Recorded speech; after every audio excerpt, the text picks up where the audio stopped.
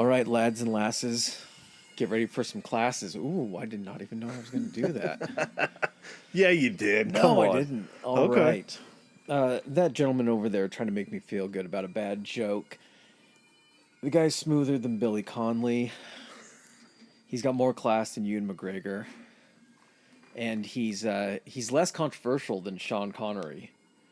Which, have you seen some of the Sean Connery stuff that's come out for like interviews where he talks about? He's like, sometimes you gotta hit a woman. Yeah.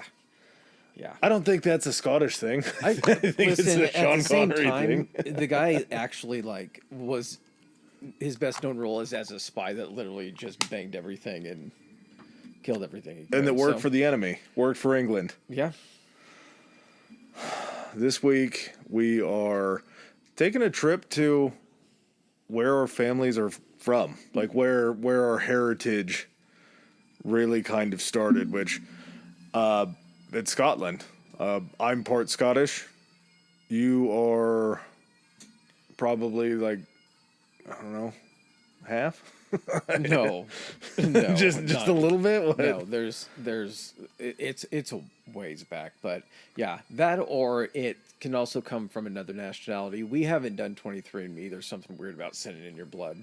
No, because what if I want to commit a crime later on? That's I don't true. want to give them a head start on me. That's true. But yeah, there are clans that do match up with our lineages, and don't know why it took us so long to get to this one, but I think I'm in. I mean, I don't think I need a 23andMe. I think it's fairly obvious that there's Scots running through this vein or these veins. Scotland, when you see it, it is literally if like seeing like Hawaii or something like that would be like a tropical paradise. Yeah. Seeing what Scotland just like looks like is almost like you're in a fantasy world. There's something about the mist between the hills that really sets that off. The moors and the lochs and the rock formations and the Highlands and the lowlands and everything like that. It literally looks like something that had to have just been invented for like fantasy lore.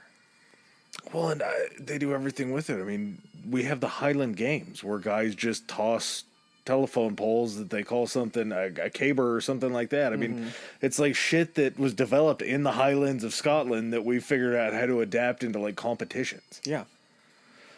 Everything that gets taken from Scotland, there's always sort of a question, is this Scottish or Irish? But I think that this cleared up a lot of like, and granted, similar people, they shared as they both grew. You can't be that close geographically without having some type of shared lineages, regardless of how far back it was. It's going to happen. Maybe that's also where some of the animosity comes through. It's like, well, we were this side, and we were this side. It's true. You were that island, we were this island. Mm-hmm. We had those fucks England right below us that we had to deal with. Yeah. All right, guys. Well, we're not going to go ahead and keep you waiting. Remember, rate 5 stars. They're really helping the podcast. Thank you so much to everybody. The last couple of weeks, we've actually been, I think, top 50 for Spotify listens, and that's in the U.S. and Australia. So, per the previous podcast, when Adam and I might have called out the U.S. People, thank you guys. You guys stepped up huge, and we'll keep doing this for you. Talk shit early. I mean, I would say if you've listened to this podcast more than once, we usually we'll end up talking out of our asses every once in a while, and turns out that we had just done it, and then the next day... This is what happens when you record, like, 4 weeks in advance, and then shit comes late, and you're just like, ugh. Yeah, if you're a new listener, welcome. The listeners that we've had kind of throughout this growth that we've had and have stuck with us from the beginning, it's a growing number that is really kind of surprising every day to see that this many people tune in to listen to us and get some sort of enjoyment the way that we get an enjoyment out of it. And it just makes it even more fun to know that we're speaking to more people on a weekly basis. Speaking of that, if anybody is listening from Scotland or from the Scottish Board of Tourism or anything like that, we are going to do our best to go ahead and do honor to this because this is some really cool shit. Also, at the same time, we may not get everything correct. So the best way that you could teach us this would be to bring us out there, give us a tour of the country of our lineage, and help us, help the fine people that listen to this podcast. Show us what we did wrong. Exactly. All right, guys. Well, we're getting into Scotland.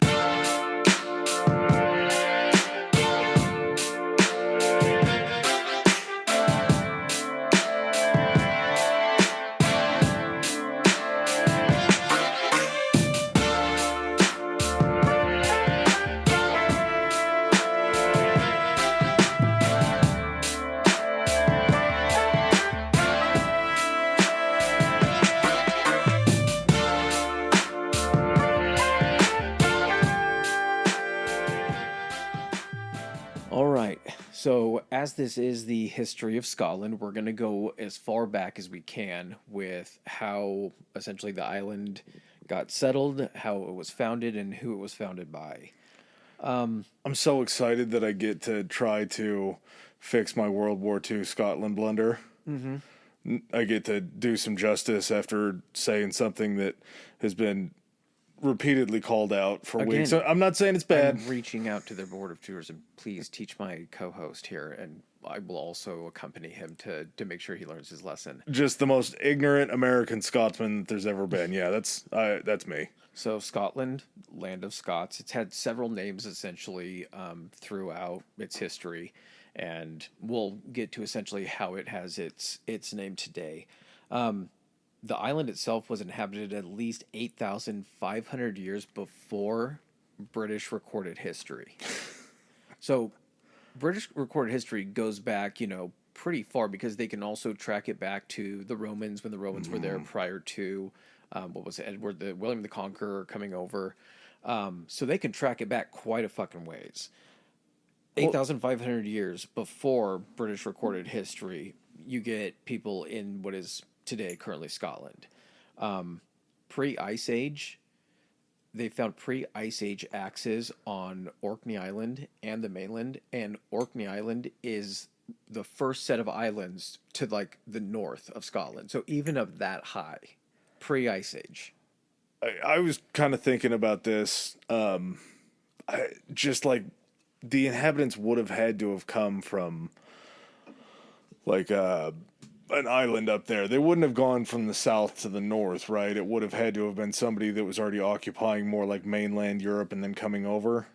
Yeah, and at that point, you don't know kind of what the ice bridges and stuff like that and how far out they went. Because if you look at the English Channel, and again, at a certain point, like, and it was, of course, many years before like humans came into the picture because it takes a long time for continents to shift. But that could have been slightly closer or the temperature is colder. So that channel could have frozen over or had some type of like way of crossing. And we also don't give enough credit to the fact that when the Ice Age was going on, there was just so much more land. Yeah. Everything was so much. Scotland was fucking, or I guess the island of the United Kingdom was huge. And it might have been, I'm sure that there was water between Ireland and Scotland, but it was probably a much easier swim just because there was so much more land in between them. Well, I don't know if you're going to want that temperature. Probably not. Probably cold. But I'm assuming that it had to have been a fairly warm climate. The earliest settlement on the actual island was close to current day Edinburgh, and that dates back to around 8500 BCE. So even beyond the Orkneys, the islands that are, to the direct northern coast of Scotland, you have this move onto the actual big island, which, I mean, to just not stop at that island, you have to be traveling by boat. Yeah, they said the original people around Scotland were, how they found this out, I don't know, but like I'm guessing when you get into the nitty gritty like of how the land used to be, they said they were a mobile boat using people, which is insane to think about, like really early humans, like carving and creating boats and everything, and like traveling with their tribes or whatever by boat just down the rivers of these areas, like through the Highlands and everything. Like most countries, they went ahead and moved on to more of a settlement type society where they were able to start farming. So over the years, it's becoming more habitable to where the temperatures are enough to where they can start actually growing some stuff.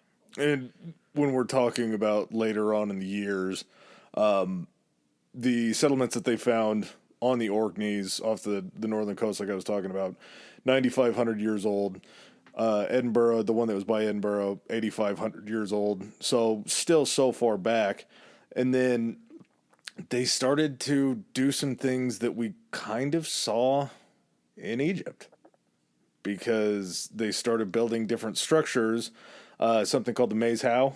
And the Maze How was actually, they say that it was a burial structure. To me, it looks like a root cellar to try to keep food and shit, but maybe that's why they're scientists and historians and I'm just a guy that looks at pictures. At the same time, when you look at something, you're like, well, why would that be a necessity? And instead of being like, would they make this big well, if it was like a royal person, they'd make these big opulent chambers, but not everyone is going to choose between, hey, do you guys want to eat and not have to be in the fucking death cellar? Let's make this thing into like a food storage.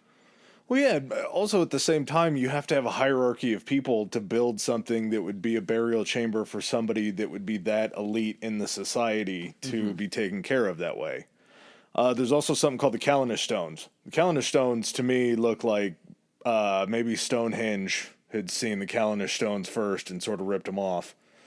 Because they're just these flagstone pieces of rock that are sticking straight up out of the ground in a circular pattern. And it's absolutely incredible to know that they were building those kind of structures during this Neolithic period to where, I mean, everything that they were doing had a purpose to whatever their lifestyle was. So it moves on to essentially stone houses around 3500 BC. So we're still at BCE here at this point. They had these things called chambered cairns. And basically what it was is to be able to do that. Just think of it like, I always think of like the Flintstones house. It's two rocks they were able to position standing up, but then you have the technology to be able to move a flatter rock then onto it and balance it. There's something about that, I guess, that's like a marker of evolution or like a jump in like development or technology, because you have to be able to balance the rocks. They have to stay in a position where the top one then can stay secured. So you have to have some type of like mathematical knowledge or something like that. Well, not to mention, you have to get the rocks to the structure. Yeah, that's what I'm saying. You're designing something to move that too. So I guess it would suggest that like pulley system, something like that. That has been some type of like jump in like technology. Well, in this maze house chamber, I mean, it's mound top, so there's grass and everything on top. It's 115 feet in diameter, 35 meters. It reaches a height of 24 feet or 7.3 meters. And it has a 45-foot, 14-meter wide ditch that surrounds the mound. And this mound is filled with these massive pieces of flagstone that weighed up to like 30 tons. That's what it's built out of, right? Yeah. So it's really thin stuff, so it takes even more to actually build it up like well, that. they're set on their sides to stand. Oh, okay. But a 30-ton piece of stone, how the fuck are you moving a 30-ton piece of stone? Being able to have the wheel because you're rolling it on logs and stuff like that. Oh, I guess they could use logs, but still, you got to get it up onto the log somehow. Yeah. I guess you sort of push it until it gets onto one. You still and have then to be able to get that, and I don't know. It totally, just learning about the maze, it screamed Egypt to me all over again, trying to figure out how they're moving these Countries stones. kind of like develop in a similar. There's just something about that's just how you have to survive, and that's just what you're, I guess, engineered to do. They enter the Bronze Age about 2000 BC. It's weird. I kind of texted about this. When countries enter different ages, they entered them at different times. Yeah. So Bronze Age for Scotland wasn't the same as it for China. And then you could kind of make the connection being like, okay, it was in China 100 years after it was in like Greece and Italy. And you're like, that's because it probably took a long time, not 100 years, but that's how long it would take for traders to bring back enough to where they could learn the formula and learn how to mine it and develop it and everything. And then they entered their Bronze Age. And I think, definitely going to get this wrong with bronze. You have to know kind of the metallurgy to be able to go to these different ages. I'm not positive, and so I'm going to back off on what bronze is made out of. But like copper, you're mixing tin and other things to get copper. Because the Iron Age is next. Yeah. So it was essentially, you had the Bronze Age because there was something very simple about making bronze, but it was more malleable and like softer, so it like lost its edge. Mm-hmm. And then iron was when it really came into knowing what the metallurgy of the mixing of the ores and everything was to create So iron. you had to be like a specialist to get it done. Yeah. And like you say, word of mouth traveling between traders and in between kingdoms in Greece to China to Scotland.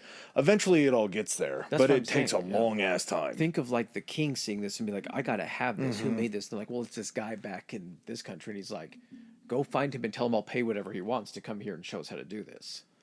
Yeah, I wonder if there was a lot of that. I wonder if there was trading of like skills, tradesmen between There had to have different, been some type of, just like a lend and learn program, or you just take over that town and take all like a of their. job, like an Indeed.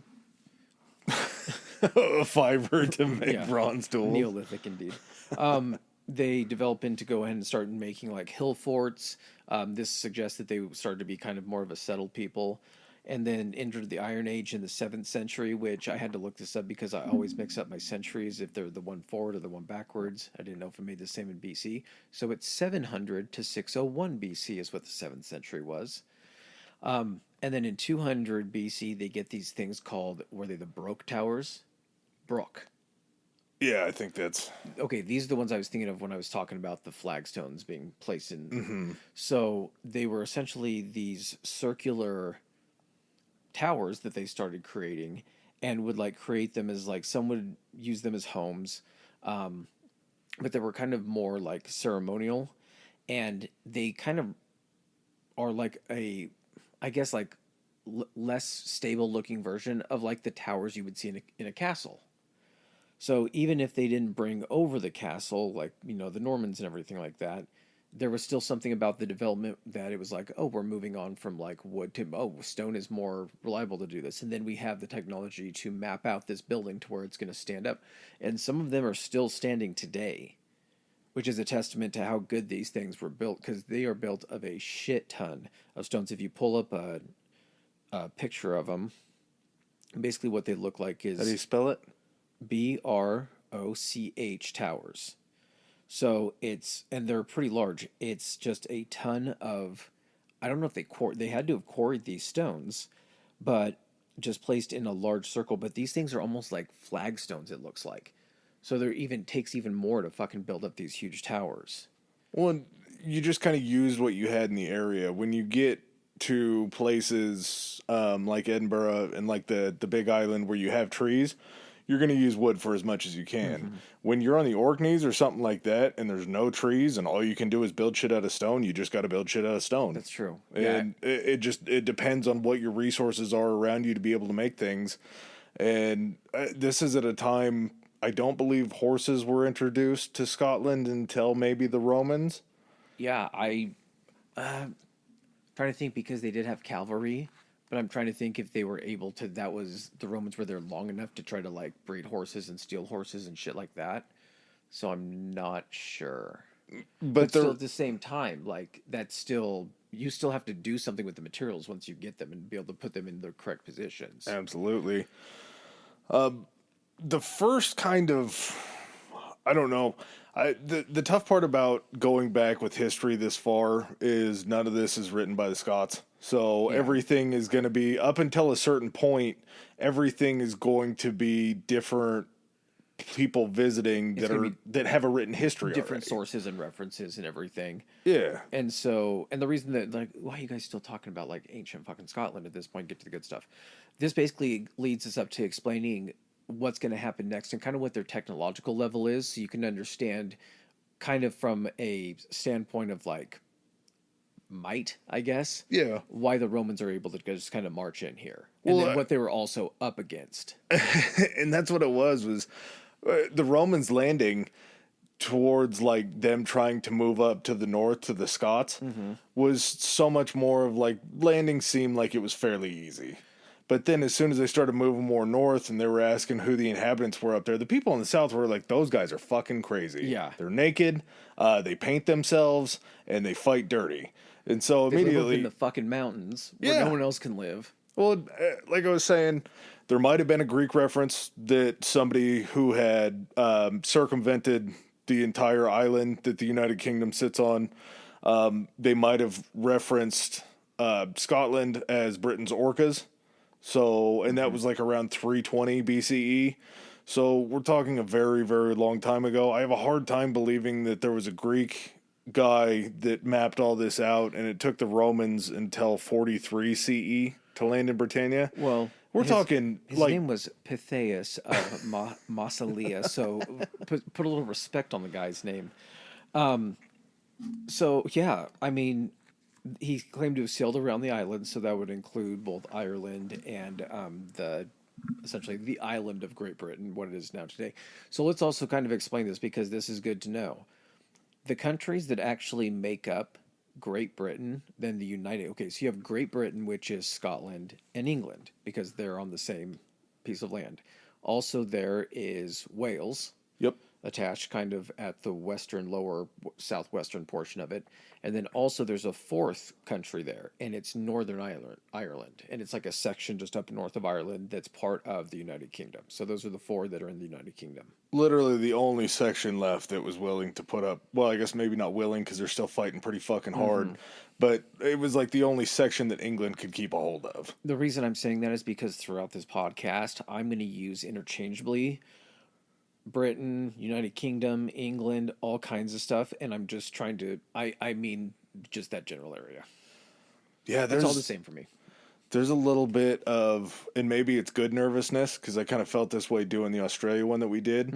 We're like, we know that we have listeners there, so it's shit that we don't want to screw up. Yeah.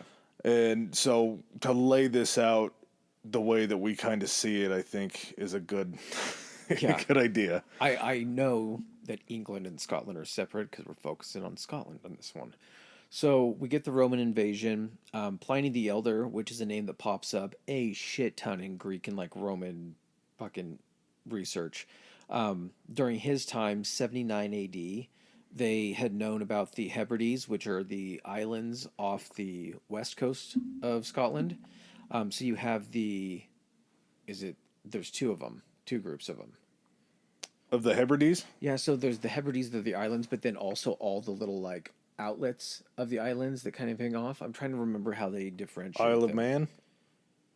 I'll keep going. You look it up. Look up which one they refer to the Hebrides as, and they had actually named the people and the countries. So they had named the country Caledonia because they were probably thought that they were the first ones to find it. Yada yada yada, and then the people that lived there would be the Caledoni, something like that. So the actual Roman invasion, and it probably took them a long time because first of all, Pythias was in Greece, I believe. So maybe the Romans didn't really get a ton of that information. I know but I'm just saying maybe it wasn't a big party because they were expanding their empire to places they could actually reach at the time. It doesn't necessarily mean that they were like knocking on the door and they had France all locked up at that point. They could have still been growing their empire and like fighting in Germania and stuff like that. Yeah. And then after they took over that entire area where they were up into Germany and France, that's when they decide to hop over the channel in 43 AD, and they establish what was known as Britannia in the south. So it was essentially a Roman stronghold city, whatever you want to call it, colony. Yeah. The Hebrides, there's the inner and outer groups. Okay, that's what it was, inner and outer Hebrides. And this is, we've made this jump. We've made the jump past 0, so all of these dates are going to start moving up instead of down. Yay. So, like you say, 43 CE was kind of right around the time they landed in Britannia and got into the Hebrides and all that kind of stuff. The first move was towards the Scots in 79 CE. And again, as they're talking to the people that they've landed next to in Britannia, and they're like, well, what's up there? Like, those guys are bad news. Those guys, they fight hard, they fight dirty. A lot of them go into battle naked. They paint themselves up, which will come into play a little bit later on. It was actually, well, okay, so I'm not sure, like, because there were a ton of different incursions into there. I had it that, so 71, this Roman governor named Quintus Cyrilius, I think his name was. Yeah. Cyrilius. Now I need to pronounce this. Cyrillus. There we go. Invades what is now known as Scotland. He had some incursions, but essentially hadn't, like, taken over the area. And then in 78, there was this new guy. His name was, he was the new governor, Gnaeus Julius Auricola. And he basically came in and was like, okay, we're going to redo this Scottish thing. And ended up launching some new incursions. And then by, I think they said 84, that's when they had actually reached northern Scotland. And to get there, there was this battle called the Battle of Mons Graupus in 83 CE. And again, we only have Roman sources at this point. Supposedly, this was just a rout. There were between 17 and 30,000 Roman soldiers against like 1,500 to 3,000, or 15,000 supposedly Scots, what Caledonians basically is what they were known by. The numbers that came back were there were only 360 Romans dead to 10,000 Caledonians dead, which seems pretty odd that it would be that much of a rout because yes, technologically you're going to be better, but there's no way that you're only losing 360 to 10,000. Well, it could be a combination of having cavalry. You have fighting formations, you have armor, you have shields, you have catapults, you have ballista, you have all this. Remember the scene in Gladiator, the beginning scene where they're fighting in Germania? Yeah. And basically, those guys have like bows and arrows, and they have the entire Roman army there that's like launching like fucking catapults full of flaming clay pots and fucking ballista and all this kind of shit. They have cavalry, the other guys don't, they get decimated. I do think that especially when there's no other side that their history is going to keep at that point, it's very easy to just report back these numbers, especially to your superiors, and be like, yeah, we only lost 360. And then along the way be like, and then we lost 3,000 to cold and starvation when you actually lost them in the battle. That way, these guys were always trying to go ahead and, be in favor so they could get back to fucking Rome and get away from Britannia. Yeah. And so, of course, they're going to try to make this stuff seem more, seem inflated. Well, also the number that you killed. Clearly, that number you can at least double to make yourself look better when you send back to Rome because they don't know how many people are up. Who's going to verify? Also, the simple fact that there's 17 to 30,000 of these Roman soldiers there—that's nuts, man. To ship that many fucking to take over a continent like that, just like, yep, you're getting stationed up to fucking Britannia. Yeah. Like, fuck, really? I don't know. Do you think there wasn't a sense of adventure when that happened? I think for some, but at the same time, if you're from Rome and you're joining the Roman Legion, or what would it be, the Roman Legion? Yeah. And you're getting sent there, maybe there is something about that. You're leaving home, but how many of these guys were guys that were from Roman territories that had been defeated and are being forced in to do this shit? Yeah, I would assume their expeditionary force probably had to be guys that were pretty elite just because they wouldn't want to send a crap expeditionary force in case they ran into something bad. Mm-hmm. But yeah, and we're still talking, again, if we're talking 83 CE for this man's Grappus battle, that's middle of the Roman Empire. Yeah. So there's been a lot of fighting beforehand. There's going to be a lot of fighting afterwards. Mm-hmm. And very interesting story. Did you read anything about the Ninth Legion?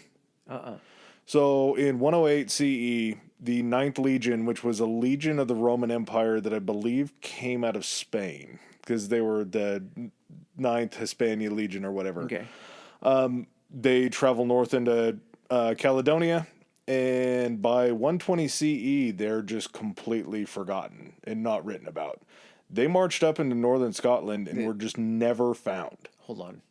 You got to reverse that, I think, because you're counting up in CE. Yeah, Common Era. Oh, gotcha, okay. Yeah, so it took them 12 years to where they just stopped writing about this. They never returned home. Their bodies were never found. What they think happened, as far as maybe this could have been what happened, was they ended up getting attacked. Most of them got killed, and the rest of them got sold into slavery. That could have happened, or they could have gone up there and then established, a colony of their own, and then just been like, this is much better than having to serve in the Roman Legion. Yeah, maybe. I'm never trying to be back. optimistic here. I don't think that's what happened. Yeah, I think they were probably all killed. Before that, even, I guess before 120 CE, 117 CE, the Romans had lost a lot of ground. They were going backwards, and they ended up at a stopping point that they started to build something under the new emperor. His name was Hadrian, and they built Hadrian's Wall. So when they went up there and they ended up beating them in 83, 84, what they did at that point is kind of all of their territory that they had. They weren't just like, hey, we defeated you, now we're going to go ahead and just go back to, the south of Brittany or whatever. It was like, okay, now we're setting up forts. This is our shit now. So at that point, where they had the stopping point of where they had defeated them, they set up a whole bunch of forts. So basically, they had moved their territory. The Romans had moved their territory up to this. And at this point, the guys that came after Aeneas, now this is after his life because this is taking place over multiple years. with history like this, where Romans invading, you're getting battles that maybe happen once, maybe twice a year. This isn't Oh, like, very infrequent. Yeah. yeah, because moving around, getting your soldiers in position, even finding where the enemy was, resupplying the seasons, all that kind of shit. You could have like you could be the governor for 8 years and only have like three battles happen, but they could be pivotal battles. So there's a few guys after Naeus that pretty much are like, we're not worried about the Scots or the people that were up there prior to. They basically just like keep the forts where they're at. We're not worried about pushing any further. And then by 100, they had to start retreating back further south because their forts started to get taken by the fucking locals that were like, "Oh, we've built our numbers back up, and these guys really haven't been doing shit. They're kind of getting lazy. We could probably just push back and take our. We don't even know if they're really down there anymore." It was kind of like guerrilla style warfare at that point too, because it was not big raids, but little raids of stealing all of the essentials. There were going to be some skirmishes and shit like that, but to the point to where the Romans like, no, no, no, no, we wanted a life of leisure up here. We're not looking to. You're also being able to go ahead and take, like you said, horses to develop your own cavalry to start breeding horses and everything. So you're adding, a new ace in the hole for that. By I think the Romans, like you said, they came back. They ended up building Hadrian's Wall, and then by 141, Rome decides to give it another go in Scotland, and at that point, oh great, now I lost my place. They moved up further and they were like, well, what's been keeping them out at this point is Hadrian's Wall. So the guy that was in charge at that point was named, I think, Antonine. Antonine. They were like, well, just he was Antonius. They called okay. it the And Antonine he's Wall. like, just build my wall up further north. And then my wall will be keeping them all out. So there's actually two walls. There's Hadrian's Wall, which is still like you can see parts of it in England. It's actually parts of it are really well preserved, but none of them reach the actual original height. Yeah. And then going into Scotland, there's actually remnants of this Antonine Wall. The differences between the walls. There's one reason why I don't think that Hadrian's Wall, and I heard it a couple different places, so it's not an original thought. I don't think Hadrian's Wall was to keep people out. I think it was to tax people coming through because there were actual doors. Like, I think it was like every 500 feet there was a door in the wall for passage through to the south. Yeah, because they had barracks. So they would send expeditions in the same way that they're moving up to go through and build Antonine's Wall. They had to send, there were people stationed at the wall. And what they would do is they would go out and make sure that, like, none of the enemy was getting too close to the wall. They would go out to, like, cut down trees to make sure they could see visibility and everything. And then when they wanted to move armies through, they had to have a lot of these doors to get these larger armies through and get them through wherever they needed to along the wall. So they couldn't be like, we're going to have a door every couple miles. They needed to have them accessible at all times because there were manned barracks. Like part of the wall actually just like went into like barracks and like watchtowers and posts. Yeah, I do think that there was still a fair amount of trade. It's just like our southern border, our northern border. There's always ports of entry to get in and out because there still has to be trade that happens in between those two lands. I actually think there were some people from Rome that actually lived like north of Hadrian's Wall, but had their own like protection detail and everything. That were supposed to be like the governors over certain areas. Well, that is kind of a major difference between Hadrian's Wall and between the Antonine Wall. The Antonine Wall was an earthen wall, so it was basically like they just built it up with dirt and everything else, whereas or Hadrian's Wall was actually a stone wall. So they had put way more effort into it, which makes a ton of sense because Hadrian's Wall, this thing's fucking huge. It ran from a place called Wallsend on the River Tyne to Bonus on Solway. 73 miles, 117 kilometers long. It was started in 117 CE and it was completed in 138. Yeah. So it took a long fucking time to build that wall, whereas the Antonine Wall had started in 142, and it was just to defend the advances from the Highlanders that were coming down. It was probably just to slow them down enough to get over. They had some watch posts there, some watchtowers. It probably had, because it's only an earthen mound today, it probably was like one of those wooden fences, like made out of all the logs and everything. And if there was enough of an incursion and they were getting beat back, all they had to do was like send the runner back to Hadrian's Wall and be like, let's make sure we get everyone mobilized. We'll come out and meet these guys halfway. This wall served its purpose and it bought time. Well, the fact that it only took them They say between 6 and 12 years to build the Antonine Wall compared to what they put into Hadrian's. They were also It was probably quick. like, have you heard the drums coming out, the Yeah. fucking bagpipes and You're shit all- coming you're out of the always watching trees your back. at night? They're like, just fucking dig the fucking ditch and like make the mound higher and let's get the fuck out of here, man. And they abandoned The it. trees are fucking talking. They abandoned it like around 162 to run back behind Hadrian's Wall. So clearly it was definitely like they just understood this isn't a wall that's going to protect us like you're talking about. We can't build it up enough. We got to retreat back. It was between Firth of Clyde and Firth of Forth. I love some of these names. Some of them are absolutely ridiculous to me, but some of them are just so much I fun don't to think talk you got about. peanut butter in your mouth. Yeah. And it was such a fight with the Romans the Romans wanted the area. The Romans had settled southern Britannia, and that was their area, but they just kept wanting more, which, I mean, the Roman Empire just did that everywhere. Yeah, and at this point, it's not like once they push the Romans back, it's like, okay, you guys are never coming back, right? They're like, yeah, we're never coming back. Yeah, we're going to hide behind our wall. We're going to have Rome send us a whole shit ton more guys, and then we're going to come out with more guys and be able to crush you. And so that's kind of what happened is Rome keeps making attempts to, keep pushing these people back up to the north and then essentially kind of snuff them out to make sure, or subjugate them to where they wouldn't have to worry about this kind of stuff. In 209, Emperor Septimus Severus himself, actually, and when I say himself, leading a major force, it means he was on continent. Basically, like the way you would think of, again, referencing the movie Gladiator, whereas the place where the emperor would be staying would be 10 miles back from the front. Yeah. So this just means he was there when this was occurring. So he leads, and I'm doing the quotes here, a major force north, 40,000 Roman soldiers, which again is fucking nuts that you're making 40,000 people march up in this place where you just want to have it. What are you going to do with this? Like, this is harsh fucking land, and these people are, you've seen these people, they're fucking crazy, and they have to be to live here. They're fucking awesome, and they know this land. Like, what are you hoping to do here? Well, he ends up moving to the Antonine Wall, and the Caledonians basically kind of like bait them in to keep following them.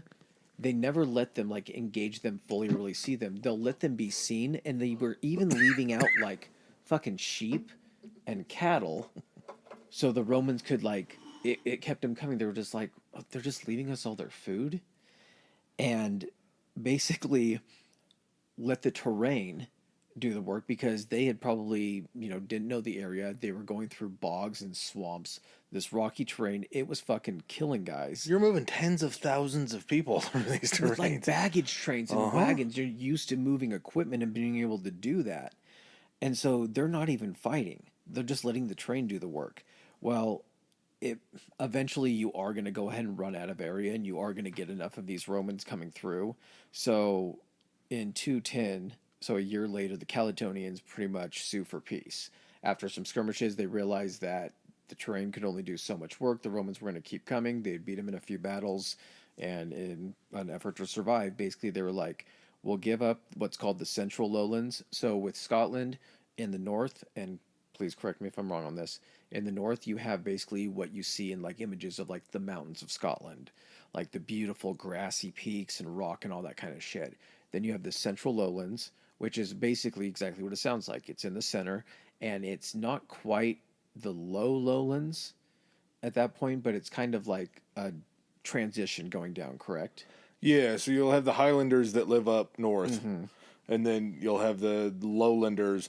They had, I'm trying to remember, excuse me, some of the names that they called each other, but they had like kind of a type. Like the Highlanders were always going to be a little bit bulkier and hardier because they have to live in tougher conditions, but they were also just like complete, like you wouldn't find a manor in the Highlands anywhere. There wouldn't be anybody nice.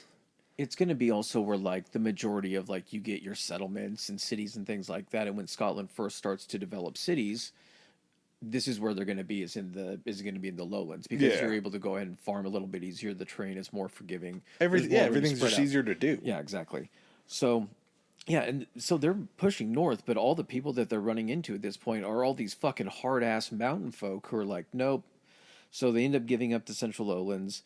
And later in that same year, so this was kind of early 210 that they sued for peace. Later in the year, they're like, yeah, we don't like what happened. So they end up revolting. And Severus basically at that point was like, nope, we're getting rid of them. No more Scot or no more precursors to the Scots and everything. And plans on exterminating the people. So the campaign ends, and Scots are still around, obviously. Just can't Severus, get rid of them. yep, Severus gets a little bit of a illness and dies back in York, which was another established colony in Britannia or Britain for the Romans, and didn't even make it off the island. So came up to try to finish off the Scots and didn't make it off the island. Play with fire, you're gonna get burned. He had a son, and his son was like, "Don't worry, Dad, I'll get him." And basically, his son tries to continue, his legacy, gets his ass beat, and basically the Romans are back to Hadrian's Wall again. Hadrian's Wall was that was their last kind of. It was, and if you're thinking about it, Hadrian's Wall is not at the current Scotland England border right now. It's a little bit further down. It's kind of in northern England, but it's there. So basically, the Scots are like, "Oh no, now we're taking some of your shit." It's time to pay the piper. Kind of laying out the region, and we will get to how it all flows here in a little bit. Just different areas were kind of inhabited by these different forms, these different. I don't want to say clans because they were much bigger than clans. Tribes, I think is what Tribes, they refer to yeah. them as. So along the western side, you're going to get something called the Gaelic Scots. The Gaelic Scots were people that had come from Ireland up the west side and had kind of formed in there in this beautiful harmony of redheadedness. Also, no idea. I had no idea that Ireland and Scotland were that close together. Just so close. I know, and so it makes perfect sense because I feel like when you see a picture of England and Ireland and everything, you just notice how far like Wales and England are from Scotland, and you don't notice up how much those islands and everything curve over to Scotland. So yeah, there's definitely going to be some type of like shared lineage there. Then you're going to have the Caledonians, which will then become the Picts. The Picts region is kind of right next to the Gaelic Scots at this point in time. And the reason that they're called Picts is because it's short for I forgot what the actual word was, but it's pictures in Roman, or like paintings. And the Picts were known for this because they actually would paint themselves up for war. So the whole idea this is what we got to get to first and foremost. Elephant, get that elephant. Yeah. Braveheart. Dog shit.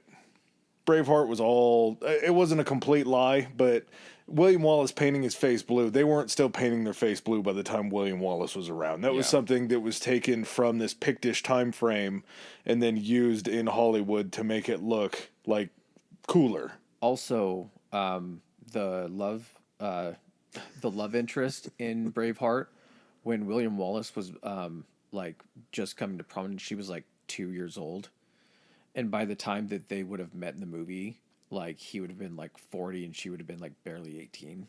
So while being very entertaining and a pretty great movie overall, Braveheart was just a mishmash of all of Scottish history. Not historically accurate. Yeah, not at all. So then in the South, basically that was what was considered the British Kingdom of, and this is in Scotland. So that would be what's considered like the British Kingdom of what's called the Strathclyde. Did you already say Strathclyde earlier? It was another Clyde, right? There's a lot of Clydes in this. Yeah, sorry. And then in the southeast are basically the English, or the Angles, which are going to be where you get Anglo from, in the Kingdom of Bernicia. So all these places are still sort of warring amongst themselves while trying to beat back the Romans. But when we get up to the 4th century, we have the Gaelic Scots and the Picts basically coming together to overthrow Roman rule. They're like, we've kind of had this shit go on for long enough. we're going to go ahead and just try to exterminate these guys as far as possible. It was known as a Great Conspiracy because it was like this collusion between the Gaelic Scots, who were fairly friendly with the Romans and had kind of adapted to them a little bit to where they were okay, but then they're like, well, we're going to help the Picts because we just want this Roman invasion out of here. I think the Picts kind of took them over Well, a little bit, but they end up merging the Pictish and the Gaelic crowns, and that's what ended up creating the Kingdom of Alba, correct? yeah, we'll get to that when we talk about the Four Kingdoms. Okay. But by the 5th century, Rome was like, yeah, have it, take it. We got enough problems back at home. We have the split between Eastern and Western Rome. The Byzantine Empire is popping off. We don't want to deal with this shit anymore. We need to bring our resources back. And as soon as that happened, the Saxons move up from Germany and start to occupy that area, just like you were talking about with the Anglo part. This is where we get the Saxony region people moving in, and we get Anglo-Saxons. Which I don't know why those two things confuse me. I think Saxony really throws me off. Yeah. But it's Germany. It's Germania, basically. I don't know why we have to have so many words for the same area. I know.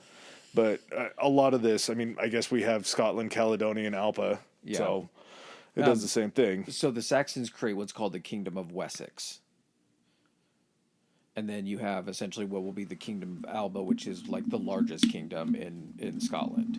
So the Four Kingdoms of Scotland. Walk me through the Four Kingdoms of Scotland. Kind of what we just talked about. You have the Pictland, which was northeastern area of Scotland. You have the Anglo-Saxon Kingdom of Northumbria, which is like kind of a buffer zone, I would say, between it becomes a buffer zone between England and Scotland during this whole entire thing. Sorry. No, you're good. I know that I mentioned previously, like there was the Kingdom of Alba, the Kingdom of Wessex, stuff like that. We're talking, and when we're jumping ahead like this, we're talking about these kingdoms that rise that are then going to be important when we start, continue with the next date. So there are these separate kingdoms that get formed and then they fall. So what we were kind of talking about here is almost like a 200 or 300 year period of the development of these kingdoms. And these are kind of the major ones to rise, right? Yeah, and it was just they kept to themselves. Like there were still wars that went along, but it's almost like they kept to their regions and skirmishes or something, like little disputes. They weren't trying to take over everybody else's land. They had enough to where they could live and were just fine with it. They knew what had happened. They knew that the fucking Romans were in there. They're like, this is pretty fucking good. Maybe we just got rid of these assholes. We don't start fighting each other. We kicked all those fucking noses out of our country. Now let's try to stick around here a little bit longer. You have the Scots Gaels that we were just talking about on the west coast. I believe their kingdom was called Dalriata. Then you have the Britons, which were Britannic. I mean, southwest. You're talking about just right into Britain. So Northumbria is going to be on the southeast side, I believe, and the Britons were on the southwest. And that would be the Anglo-Saxon kingdom. Northumbria would probably be the southeast side. Roman incursion and Gaelic-speaking missionaries that just flooded the area kind of spread Christianity across the kingdom. And so... It fucking ruins everything. Yeah, these were more than likely pagan people. I would say that that's probably without a doubt. Nature gods and all that cool shit. All the gods that weren't really in favor of killing people in their name, I don't think. I mean, I think most gods are like that way, but... Then we get, shockingly enough, couldn't imagine that we would even go back this far to find this. 565 is actually the first spotting of Nessie and Loch Ness by a guy named St. Columba. How crazy is that they were having Nessie spottings, and the story behind it's incredible. Now, keep in mind, this was a story that was told in the 7th century by somebody writing kind of like a biography of St. Columba 200 years after this had happened almost. But the story goes that St. Columba was walking down by Loch Ness. Loch Ness is, I believe, Didn't St. Columba get kicked out of Ireland? He might have. He was the dude that got kicked out of Ireland for something, right? And he's like, I guess I'll go to Scotland. Lo and behold, he happens to see Nessie. So, Columba's walking across the shores of Loch Ness. I believe Loch Ness holds the most water of any loch in Scotland. So there's almost like a waterway that almost goes across kind of from like I guess you would say like southwest Scotland to like northeast. And it's a water channel that almost goes all the way through. And at the widest part, for the majority, that's what Loch Ness is. It's huge. So a Yeah, lot of, and that's why I'm pro Nessie. yeah. Listen, I'd like to believe that Nessie's out there, and why it can make sense because this thing is so enormous. How a plesiosaurus or whatever Nessie happens to be can definitely hide there, right? There's got to be a chance. And no matter how many times they send the boats out and do the sonar and they can't find shit or they can't They find can't any sonar sort the of whole damn lake. She moves. yeah, She's so fast. She knows their fucking tricks. She's been at this shit from fucking 565. just for forever. So Columbo walking across Loch Ness, walking across the shores, and he sees a bunch of guys down there burying a body, and he's like, "Oh, well, what happened?" The guy's like, "Ooh, shit. Who are you?" He's like, "I'm a saint." Like, okay, well, we can't really tell you what happened here. I'm assuming they probably killed the guy and were burying him, but they're like, "Oh no, our friend was just swimming across the loch, and this big monster came up out of the water and killed him. So instead of taking him back to the city, we're just gonna bury him out here right next to the loch." Well, he doesn't have any marks on him. Yeah, just like gently grabbed him and drowned him, much as, the same way that we could very easily take him down to the shore and drown him. Did Nessie have hands? Why are there strangle marks on his neck? Yeah. He fins. So, Columbo wanted to test his theory out, and instead of his dumbass getting in the water and swimming across the loch, he goes and finds a willing idiot that he wants to test his theory out on. He goes, "Hey, start swimming across the channel. I want to see what happens. There might be a monster in there." Supposedly, this guy starts swimming out across the loch, and all of a sudden, Nessie comes out, and it's starting to come towards this guy that he had tricked into swimming across the loch, and all of a sudden, he throws up the sign of the cross. And Runs he's out there like he's in the goddamn Exorcist, and there is something he says along the lines of the power of Christ compels you. be gone, demon. Yeah, be gone, demon lizard, like lake creature or something, and a beam of light shoots out, Ark of the Covenant style, and zaps Nessie back into the lake. Yeah, so Nessie ends up running away from this super saint. I can't really question the veracity of this claim because it was so long ago, but I want to call bullshit on it. It feels like this is a crazy story, but the fact that it's led to what it is. No, I feel like what this is you're looking at it the wrong way. This is some guy trying to get rich off Nessie's back. Nessie was always there. This guy's just trying to... The people of the area probably had an understanding. Like, she's the magical water lizard. She brings good fortune. We're all ruling ourselves at this point. This guy comes in, he's like, "Did you tell someone about the fucking water lizard?" It's a wonderful story to just... I don't know if there's enough to do like a full-blown Nessie episode because it just seems like it would be maybe 45 minutes. That might have to be like a Patreon or like a lumped in with like a couple different like non-US myths or something like that, like that kind of shit. And maybe there is more that meets the eye. I mean, I feel like if we can go to Loch Ness and kind of see for ourselves, we could definitely turn that into a longer episode. So just saying. If we go and see the museum, there's no doubt that we can do a full-blown episode. So if you want to hear it, just invite us on over. Well, something that isn't iffy is the Viking raids that started in the 8th century on the Northwest Islands and down the West Coast, which I know my geography here. Wouldn't it be easier to just attack the East Coast? You got to go over land, though. And the Vikings were excellent in ships. So if you can go take over these islands and then you can start making incursions onto the mainland, it feels like it's going to be easier. And you also have the routes that boats are traveling as they're going out into Iceland and Greenland and areas like that. So you're going to be more familiar with that sort of area, I believe. Yeah, I mean, but these guys are coming from like, Scandinavia, Norway, Sweden, that area. Denmark, yeah. And it just seems weird. I mean, like maybe they're just like these people have better shit and the people that we originally landed on the east side of it with, but they're having to go like all the way around the island to land at these spots. It just seems like a weird place to land. I think it would make sense to me just on the basis of like being able to circle some of these islands and see how big they are and just knowing that the inhabitants could only be so many people. Also knowing the fact that they won't expect you to go around to the opposite side and they're probably pretty fucking smart because they've been doing this for a long time. Go back and listen to the Vikings episode. Mm-hmm. And maybe quite possibly it was because they were the people that had inhabited those islands and built all of the shit on those islands before, that they had myths and legends about it. Like, who, I'm sure there would be something that would pop up, but who really knows at that point? But they don't really, I mean, they make incursions onto mainland United Kingdom and kind of come into Scotland, but a lot of their base was around the Orkneys, around the islands that we were talking about earlier.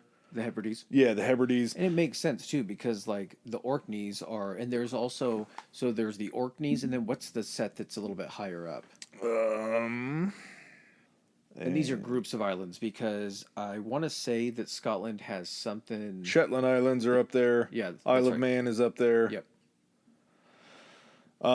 Fun fact, Shetland ponies from Shetland, but apparently they were a lot bigger back then because they found bones knowing that they were a larger species of horse that has somehow just shrunk over time. Really? Yeah. That's nuts. But once the Vikings get in there, it kind of, well, it's just different than the way that the Romans were, because the Romans were of a classier brood. Vikings raids were brutal. Not to say that the Romans weren't brutal, but Viking raids were just kind of a different Vikings beast. were coming to take your shit, run off with it. Romans were like, we'd rather not kill you because we want your money and we want you to be able to work the land and then give us a bunch of shit. Vikings were playing the short game. The Romans were playing the long game. This is the number that I thought was insane. I had to like check multiple sources. Scotland like has over like 750 islands. Isn't it technically like an archipelago? Yeah, like 94 of them are being recorded as inhabited, but at the same time, 790 islands. It's nuts. A lot of places to hide, too. Yeah. If you have food and resources there and fresh water, you can make that work for a week or two before you keep moving God, on. think of something like that in the Caribbean. If there was something like that, that would have been like fucking pirates would have been crazy. That would have been like so many little pirate islands. It was just so cold, so then it was just like it was Viking islands at this point. Yeah. We start to see a move towards Alpa. This gentleman named Kenneth MacAlpin, who is known as the kind of the first king of Alba, the first king of Scotland. This is the guy that Scottish kings still try to justify their royal lineage through to this guy. He was, there's questions as to whether he was a Gael or a Pictish guy. I think he was more of a Gael, but he was able to weasel his way into the Pictish kingdom and basically take them over. There's a story, probably not true, that he invited the Pictish king and his guard, basically like all of the army, I think, to a big gathering and a meal. And they had an area that was like a false floor. And once they loaded everybody up into the mess hall and ate, then they pulled the false floor. And all of a sudden, as the army was marching out, they all fell into a pit. And that's like how Kenneth MacAlpin was able to take over the Picts. Again, I think it's just kind of a story as to how this happened. Put the Picts in a pit. Yeah, I didn't even put the, yeah, that seems very, very odd. But he did unite the Picts and the Gaels together. And again, if you're in 4 different kingdoms and you're able to align 2, it's only a matter of time before you start asserting your influence on the Britons and upon the Northumbrians. So the Anglos are going to be next. The Britons are going to be next. Kind of fun that this is how it all comes about, was this guy who, Kenneth MacAlpin, has to be the most Scottish name that you could think of, right? Scotty McScottishton is very close, but it just sounds so Scottish. You just see this guy with a red beard and a big-ass kilt. You do, but how many names do you think get, like, even the name Kenneth or anything like that? How many people do you think name their kids or have some type of, like, name association with them? Because, again, this is a time when people get to join clans and things like that, and they take surnames.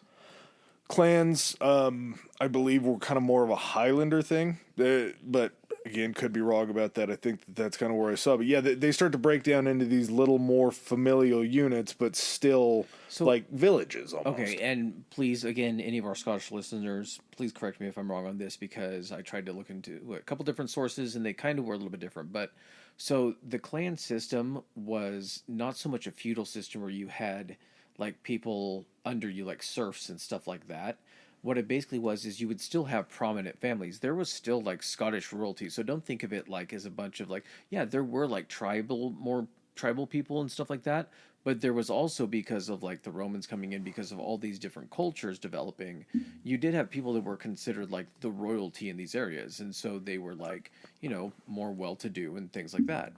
And so these people would essentially be kind of the formation of these clans, and that's where you would see like the name origination, like Clan MacLeod and stuff like that. And so the people that were essentially in the area or that were essentially loyal to this clan would be kind of made part of the clan. They would fight on their behalf and things like that. So these clans and some of these people would take their name as their surname. So that's where you see kind of like a lot of people being able to track themselves back to a clan, because instead of tracking themselves back to one family.